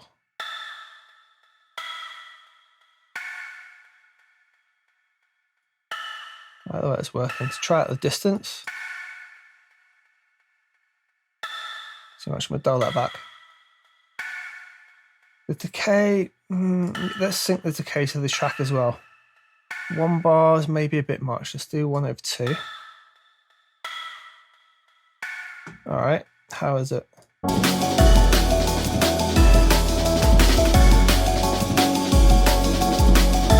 Take it away.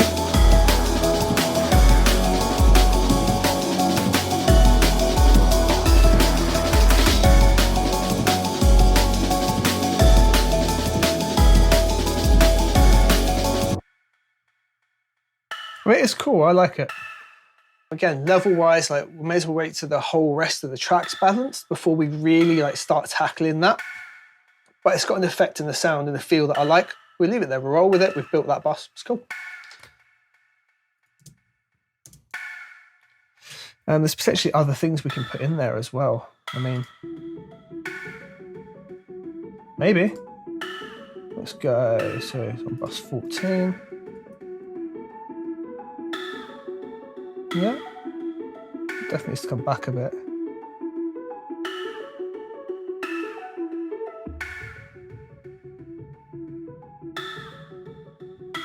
I like the way it's giving it its own space. It's nice.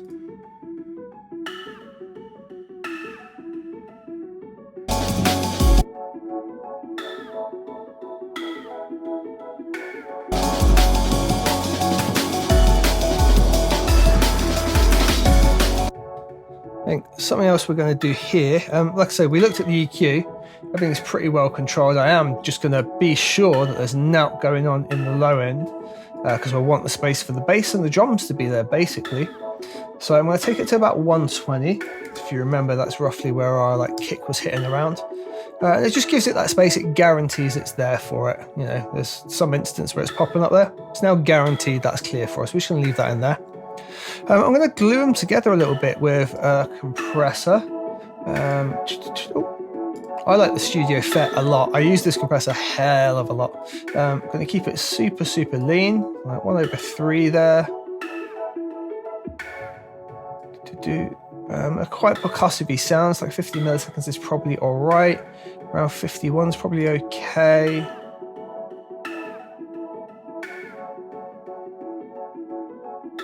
Yeah, around 2 dB markers, sticking everything together nicely.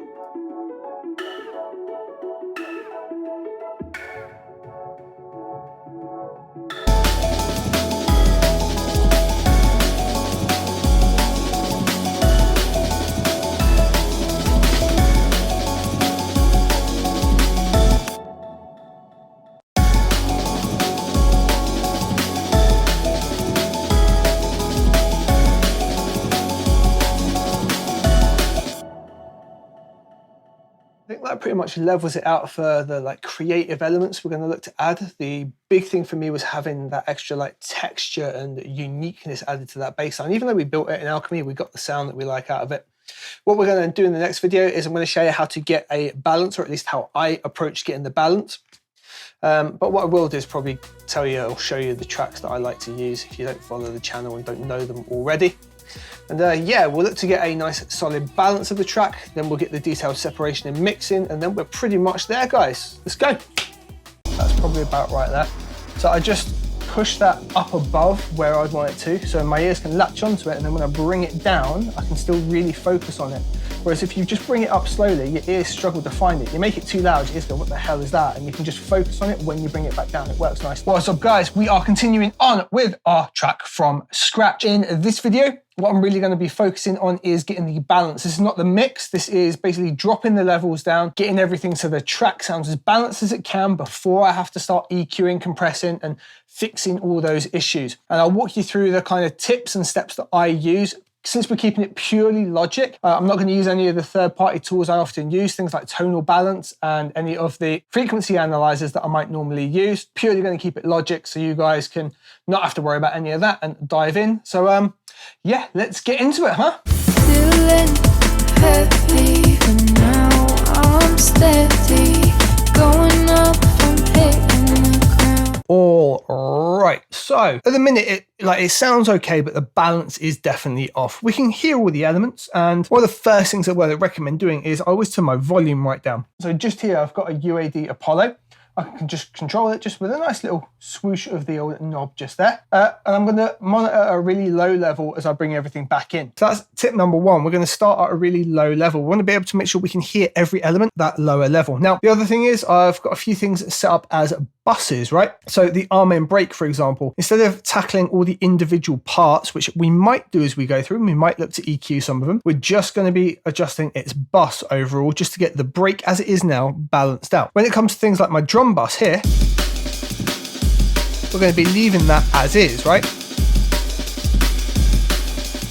Reason being, I want to get everything mixed into the buses as well as possible, and then if it comes to it, I can then adjust the buses just ever so slightly to get that final balance. So the way I go about this is a bit of like a sadomasochist. I'm basically going to take everything from this sweep here all the way through to the arm end, and I'm going to drop every single level down like so. So now on playback, we got nada. The way that I'm going to approach this now is the loudest things in the mix. Now, that doesn't mean the things that we hear the most, it means the things that take up the most headroom. Now, that's usually going to be any kick drum, sub, or bass line that's going to need the most level, right? And I'm going to look to bring those in and settle them somewhere around the 6 dB mark. I'm not hard and fast on that. As long as I've got headroom at the end, I'm good. And the way we do this, I'm going to keep my volume nice and low in here, and I'm just going to be listening for when it comes into a good level to balance everything. So first off, we can set the kick drum, right? So let's take the main kick in this case. And we've got the one that we made with synth. So we're going to bring that in. And what I can do is just reset it like that.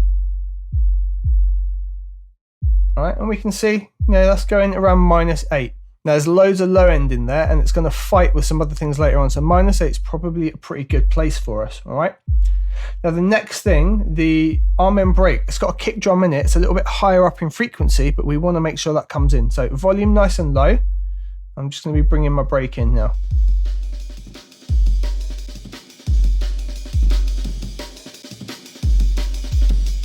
I'm listening for the two kind of working together.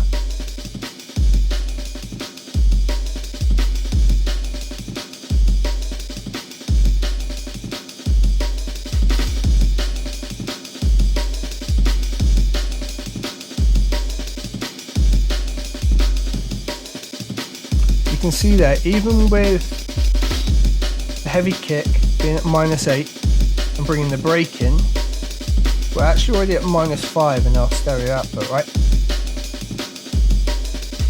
Yeah, so we know there's obviously some cross frequency going on there already, and we can maybe clean that up as we go along, and we'll get a little bit of headroom back. But for getting the balance now, that's going to be okay.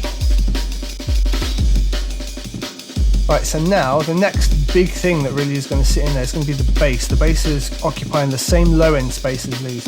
Now, if you need to see this visually, on your master, just pop an EQ on and just give yourself this here, nice little frequency analyzer to look at. And what you can do is you can reference this against a track that you know and try and get like a similar reference for it, right? So what we're going to do here, we're going to bring that bass up a bit. Again, got really low level, and I just want to be able to hear the bass come through here, because our drums are kind of set in a level. They're the things that are going to be peaking.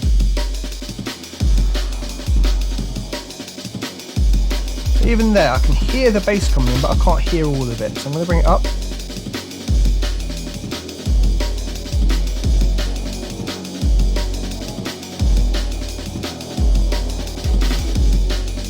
Around -4 there, it's really starting to come into its own.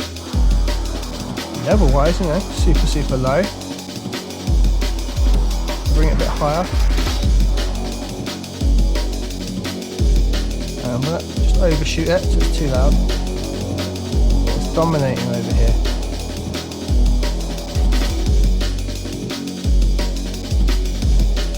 Around 2.5.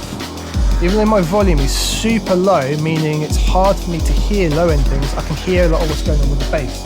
That should be a relatively good balance. Now for you, it's always going to be the same level. I'm just adjusting my headphones. If you don't have the option to adjust it on your audio interface like this, do it on your stereo out here. What I'd recommend doing though is putting a utility in there, gain plugin, doing it that way. That way you can just bring your thing right down and gauge it that way. But if I now just pump it up a bit, that balance is sounding okay to me. Now we need to start bringing other elements in. We'll bring my volume right down again. And I want the snare layer. Now that was cutting through far too much before. It's just supposed to be there to complement the Amen one. So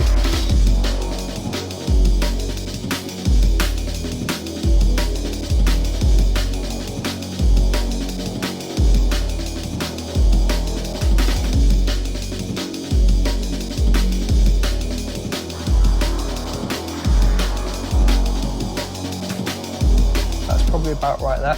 So I just push that up above where I'd want it to, so my ears can latch onto it, and then when I bring it down, I can still really focus on it. Whereas if you just bring it up slowly, your ears struggle to find it. You make it too loud, your ears go, what the hell is that? And you can just focus on it when you bring it back down. It works nicely.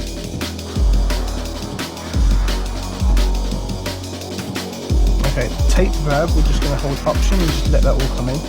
There's nothing there for the time being. And we'll want that to be at 0 anyway. I said I was going to leave my buses alone. Okay, so in order of importance, that pretty much covers the drums, covers the bass line. Now I'm going to look to bring in the other elements that are sort of detrimental to how the whole thing sounds. So we'll start looking at our instruments here. And this pad was pretty important. So we're going to bring that up.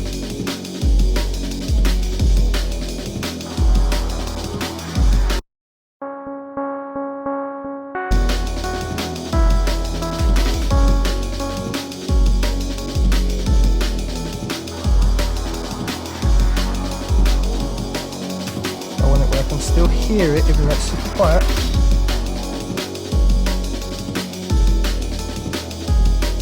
And just pump it up louder again. Maybe bring it to -6, somewhere around there.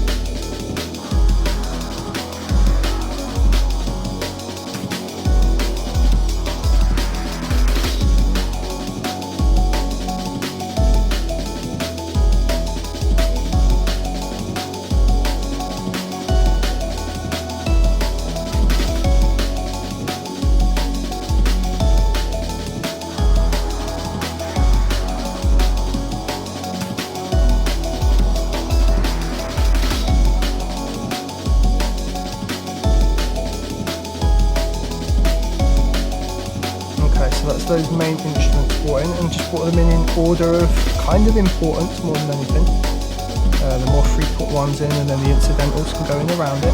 They can maybe have a bit more level and just poke through because they're short incidental time and come through.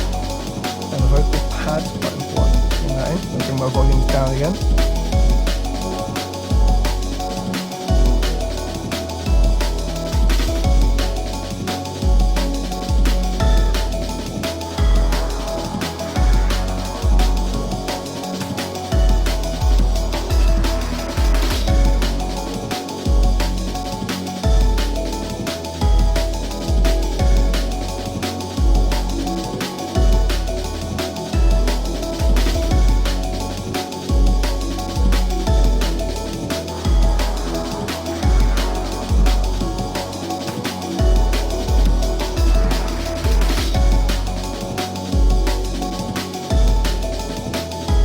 Now this is a little harder to gauge because of the automation where it gets louder and louder. So I'm going to take it at its peak here.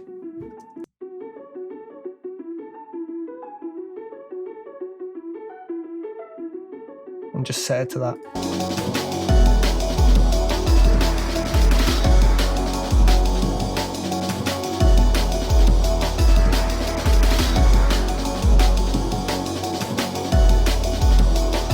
Okay, so I'm going to work backwards and do the things that just help the drums stand out. The two shakers, we'll grab together and do those together.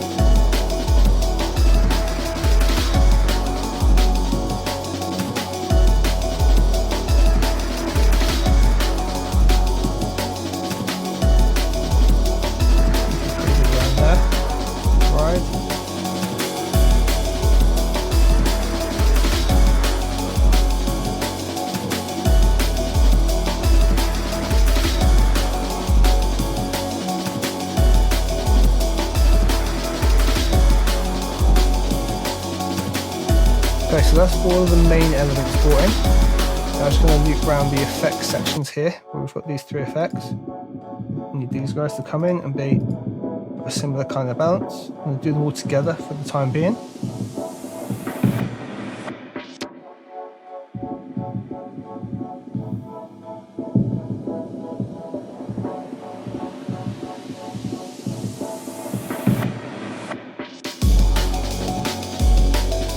Alright, we've got the sweeper a little bit further down here.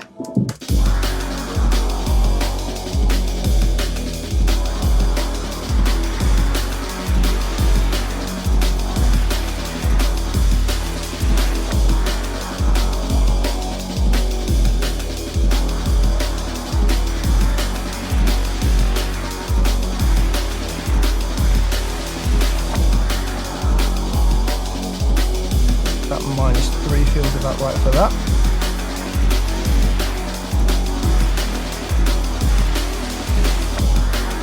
Okay, now I've got these incidental drums just here. Bring these guys up together as well.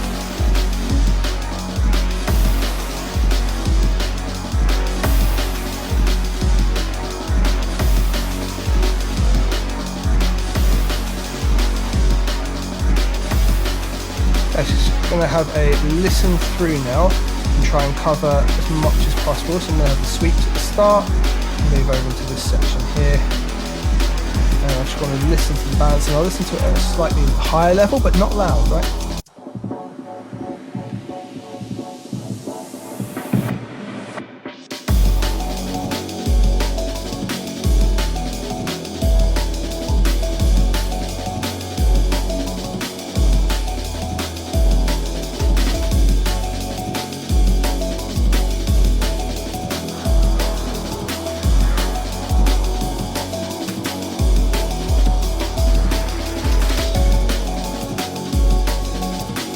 Overall, everything's balanced a bit better, and you know, from where we started, our meter, we've got about 3 dB of headroom, 3 to 4 on average. It's probably getting a bit loud in some places, but we're going to tackle that as we go through and actually look to mix it. Now, I've done that about 1,000 times without exaggeration, and yeah, it just takes practice. But just think about what you're starting with. So the things that take up the loudest volume, so your biggest dynamic range. So your kick drum's probably going to lead the whole track, sub's probably then going to sit with that, and then bass, and then your snare's going to be in there as well. Just focus on those particular elements, get those in, and you should be all right. Working at a really low level, if you can hear everything so it feels kind of flat at a lower volume, when you turn it up, it's going to be okay. If you do it loud, you can hear the bass really, really early, but once you turn it down, the bass disappears. So if you start low, then you're going to be able to hear it straight away. Reason for that, your hearing changes at different levels, and it struggles to hear lower frequency. So if you get the lower frequency in there nice and early, you've got the level set already. When you bring it all up, it's just the right kind of balance straight off the bat. No matter your dynamics or how you're hearing it, it's always going to be okay, level matched wise. Now, in terms of the EQ, I stick the EQ in there to use the analyzer. Now, if you don't really know what you're looking for in here, I'll show you a little something that you can do that's dead easy. You can see that got the like low end separation, everything else, and it just kind of like gently rolls off. Like here's probably going to need some EQ control and other bits in the mix, but for the most part that seems okay. So an idea, and don't mix with your eyes, use this as a reference and a guide, what I'm about to show you. Get a track that you love. Now, what I use Still Dre from Dr. Dre from CD, and I use Pendulum Plastic World. They're the two references I use over and over. Can't play them to you on YouTube, so what we'll do, we'll just grab one of my tracks and I'll show you the theory, and then you can do it with whatever track you like. So I've just grabbed my track Feeling Heavy, basically because lots of people say it's mixed nicely, including the mastering engineer. So I think that's going to be a good thing to use. Okay, so we can bash that in there. Now, two things we can do. We can listen to the track and A and B and balance to it. So if you just hold Option, you can balance, you can solo it, and then you can just switch over to mute as well, all right? And just reference them that way.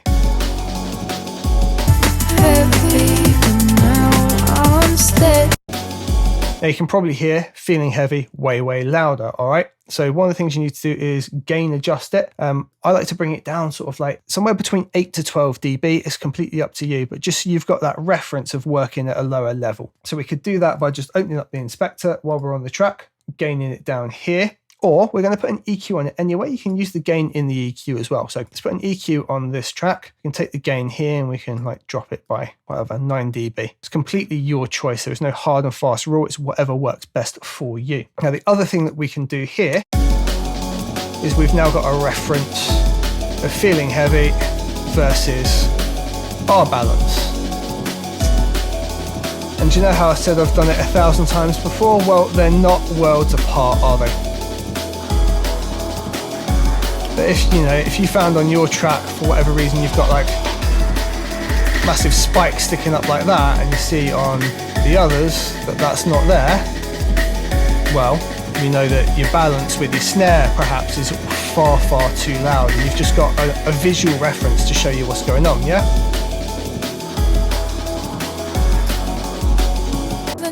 Now we can just switch between the two.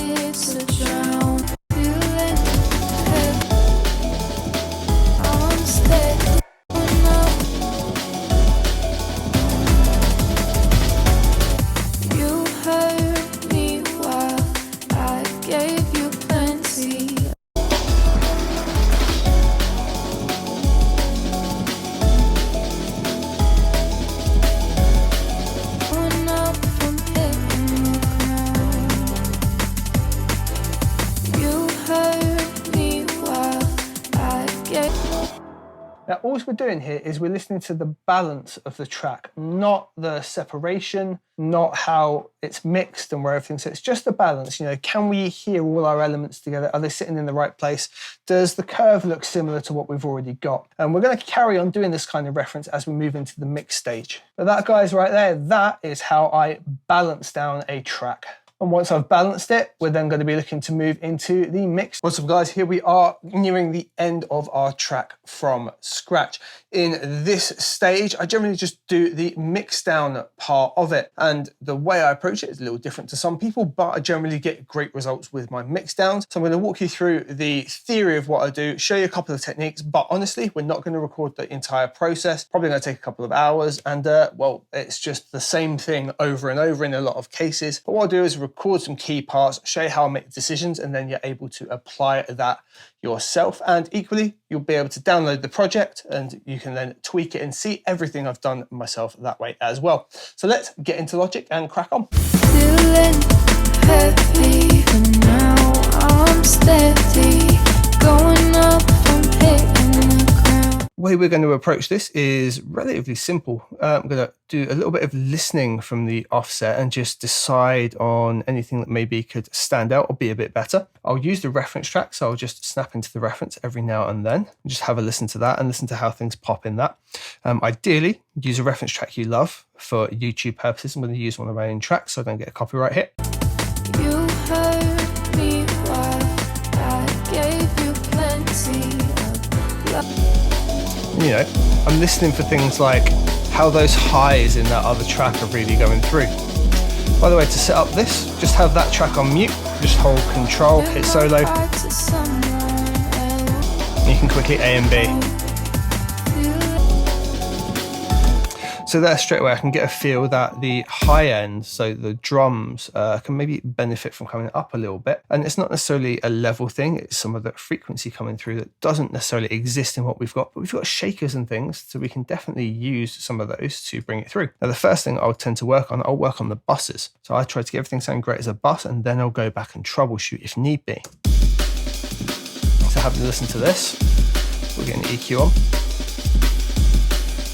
Now we've got this big thumping kick drum. I'm going to still put a low pass on. Literally, they're only going to bring it up to about 24 hertz, 18 dB slope, just to roll out any excess that's beyond there we don't necessarily want.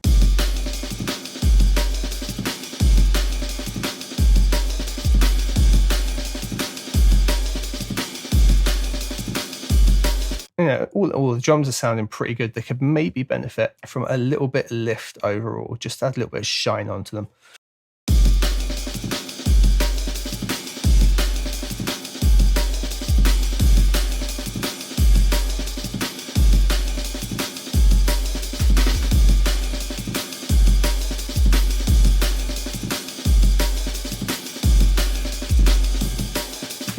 Okay, the other thing I'm going to do now is just a little boost and sweep. I just want to listen for any resonant frequencies. There are some relatively big spikes in here. I just want to make sure that they're not particularly unpleasant or anything when maxed out, because you know, if you listen to this really loud, once we come to limit it, all those things are going to start to stand out.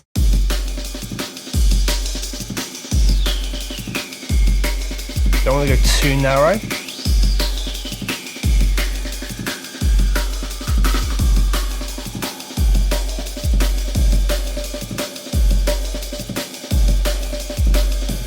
Like that there, really boxy. So instead of taking that out in the overall mix, which we could do, we could also try and isolate where it is. So it's more than likely going to be in the arm end. So let's solo the arm end. There it is.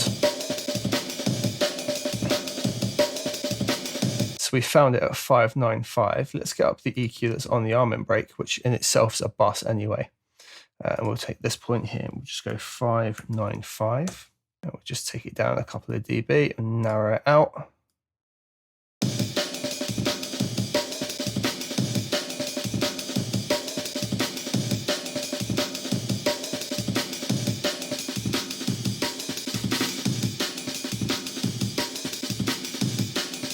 We can just A and B between the two. And yeah, that actually makes a pretty big difference, right?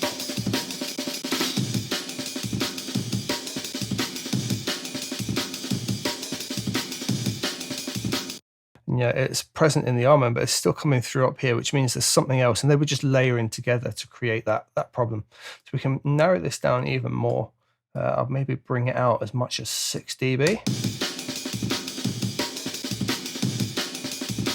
Yeah, if we A-B it, it does make a hell of a difference.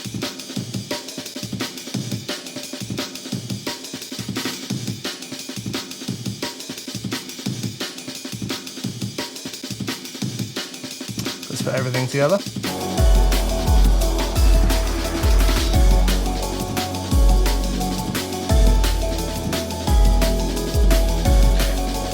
The other one to check out was just around here.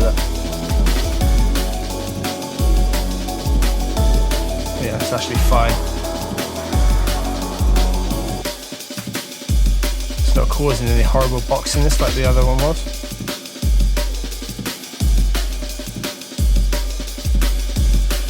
Off.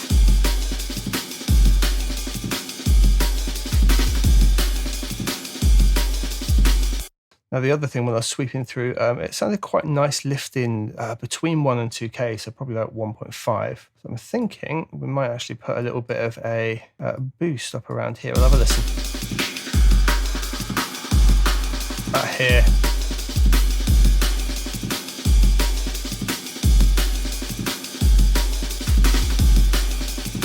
Now, a lot like when I was doing the balancing side of things, I'll push the EQ too far, latch onto it, and then bring it down. Usually going to bring it a couple of dB past where sounds all right, and that will generally work for me. It's just my way of working, tends to get a good EQ result. Right, everything overall. But it just helps liven the drums up a little bit. It's maybe a bit harsh here at 3K as well.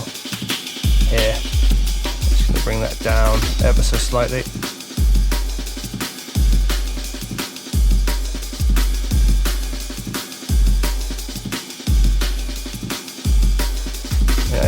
I'm feeling that just helps the drums liven up a bit.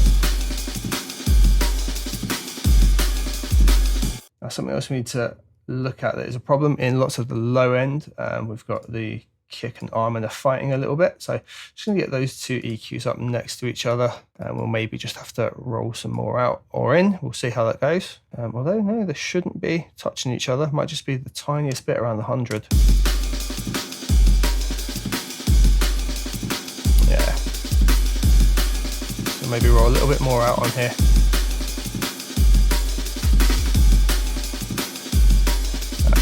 And we're even steeper on there. 48 seems too harsh, but we'll stop on fighting.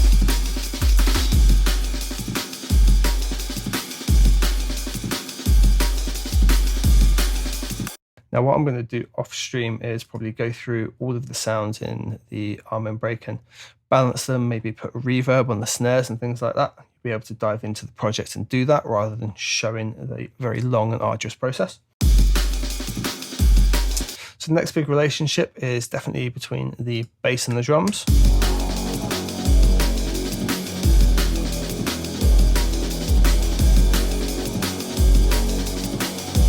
And yeah, it's pretty good.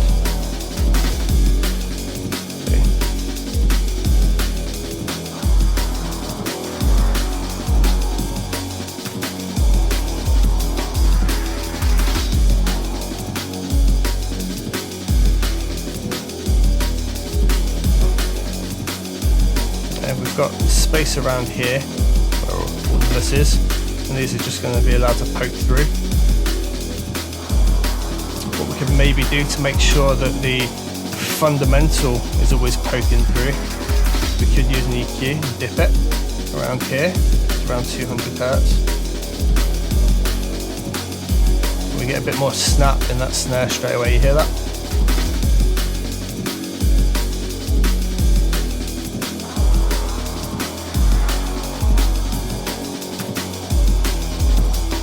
That bit more space to pop through, and it's not really taking anything away from the bass.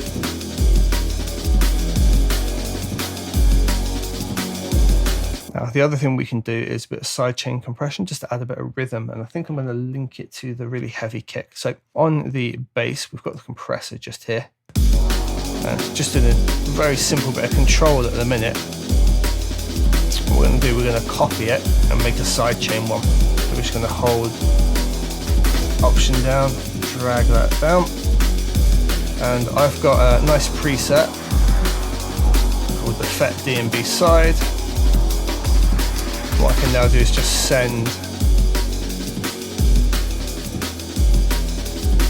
the heavy kick to that. There you go, and now listen to how much more the kick booms, just taking this down. Give it that dB back, it's already been compressed. So they've got a nicer relation together.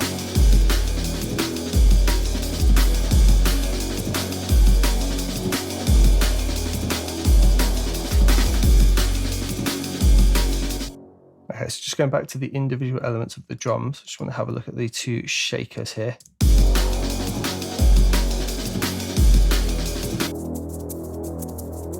They're not going to be in the way of the bass at all.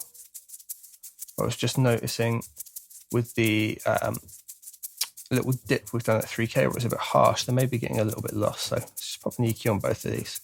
They're right up purely in the top end here. So what we can maybe do is actually just add a little bit of level to those in contrast to everything else. Literally just bring them up about half a dB.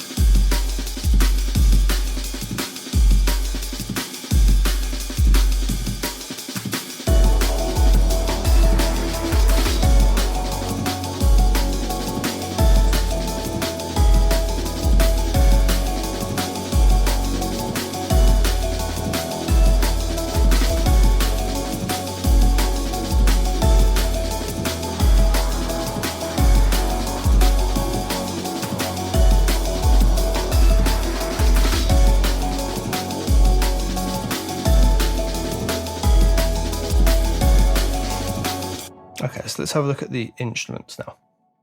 What we're going to do is have a look at their bus overall. So we've got the alt instruments here. Now we already did a little bit of EQ when we rolled out some of the low end. We're just going to do that same technique of sweeping and listening for any resonance and nice spots.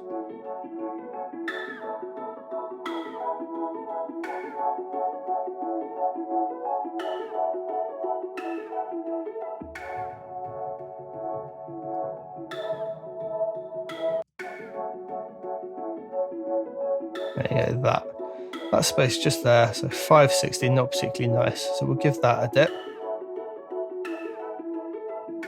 I'll do the same process again, different band.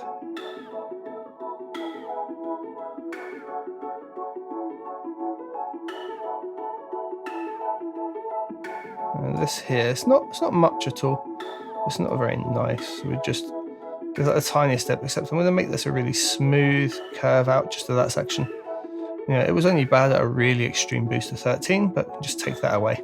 I'm just going to check out these spikes down here below, just using this band.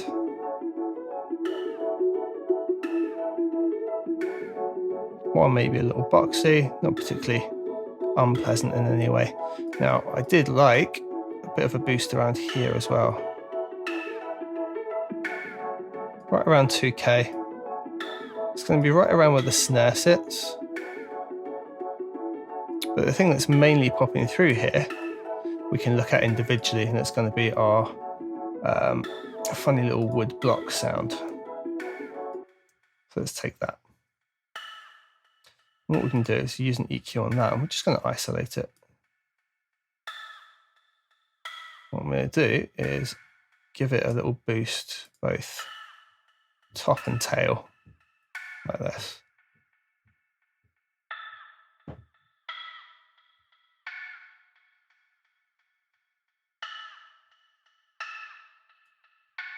Make it a really gentle curve out.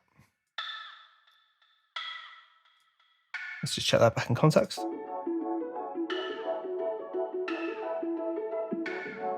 Take the EQ off. Do we like it or not?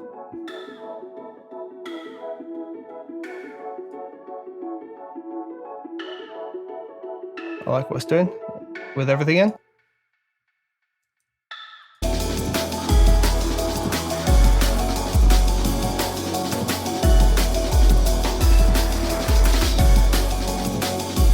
Okay, now parts are standing out and others are getting a bit lost. So I'm actually going to compress the whole up quite hard and just get it all sat in its own space in the mix. So it's not going to move too much in there, it's just going to be there, always audible.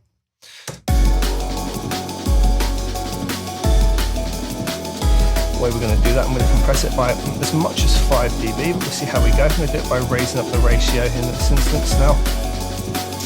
And I'm going to give the release a bit more time. I'm going to take it to around 89, somewhere around there.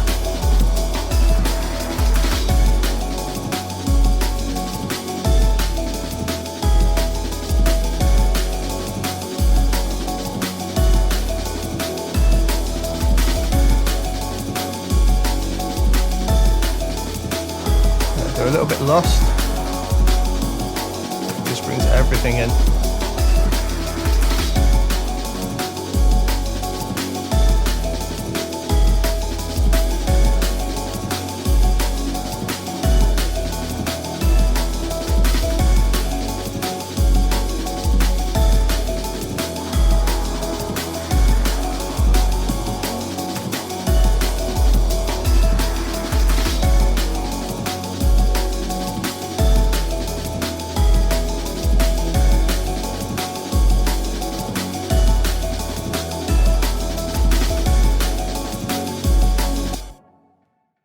Okay, so the other thing I'd want to do is some kind of reverbs and things like that, just give an own bit of space. So what we'll do, we'll use the individual snare that we made this one.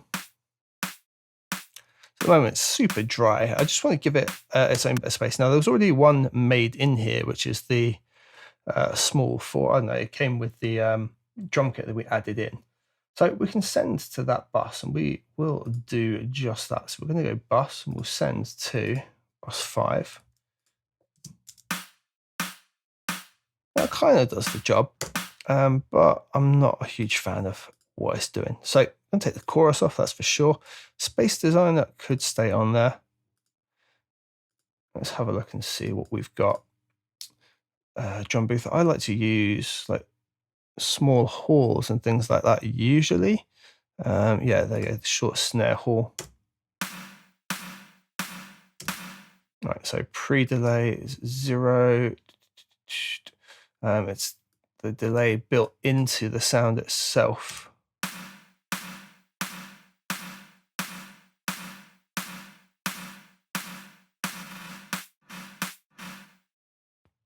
What we can do though is switch on the pre-delay timing like that, and usually get some pretty cool results.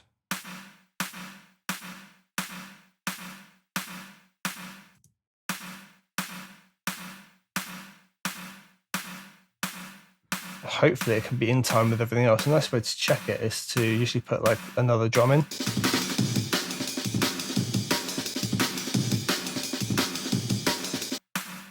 In this case though, not feeling it, so let's try a different hall.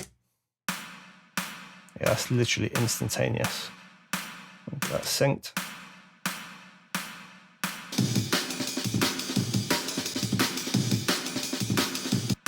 Okay. So that's obviously far too much, but what I'm going to do is just dial it back until it sounds right on its own.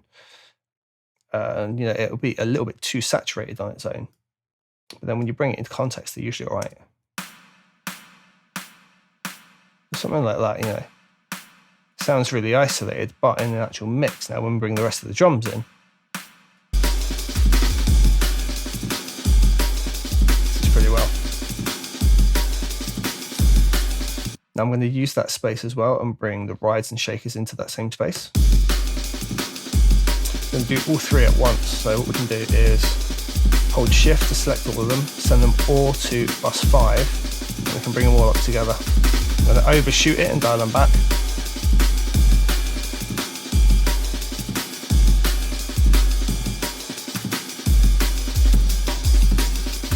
That seems about right.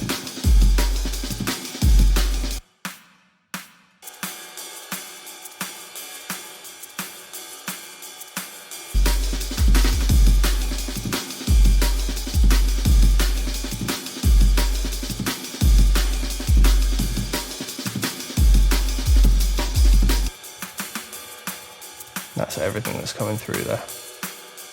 It's too much with the rides. I'm going to take the ride back separately.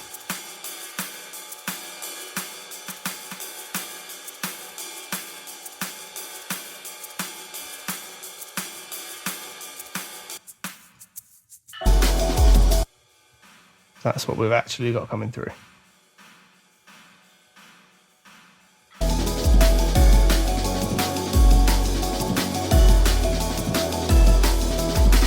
Now we can control a lot of the reverb in Space Designer, however, I just prefer to pop an EQ on. And in this kind of track, I'm going to make sure there's no reverb below 140, sorry, below 240. So I don't want any of the lower frequencies just becoming all washed through, and you know the snare's got loads at 200. We still want that to be dry, but we want the rest to all be reverbing. So now we're a bit more like this.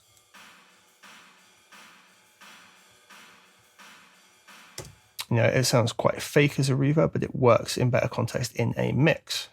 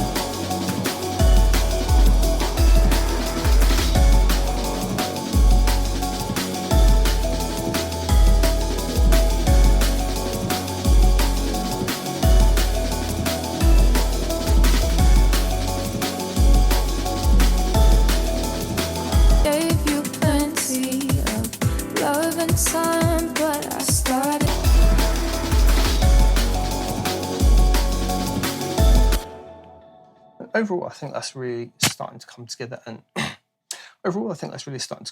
and sound pretty damn good. Those are the main techniques that I'm going to use, and I'll use them over and over on each channel.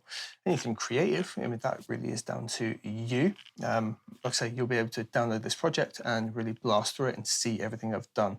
The arm in break's the thing that's probably going to get the most attention, even if it's just very small individual changes. But yeah, that's pretty much the main part of it. So after this, you will be able to download the project, and there'll probably be one more video where I just look to have a little play with the master bus and get everything squeezed together. I hope you've enjoyed following along in this project. It's been great fun making it, and I'll see you in the very last video, and enjoy the project. Let's go.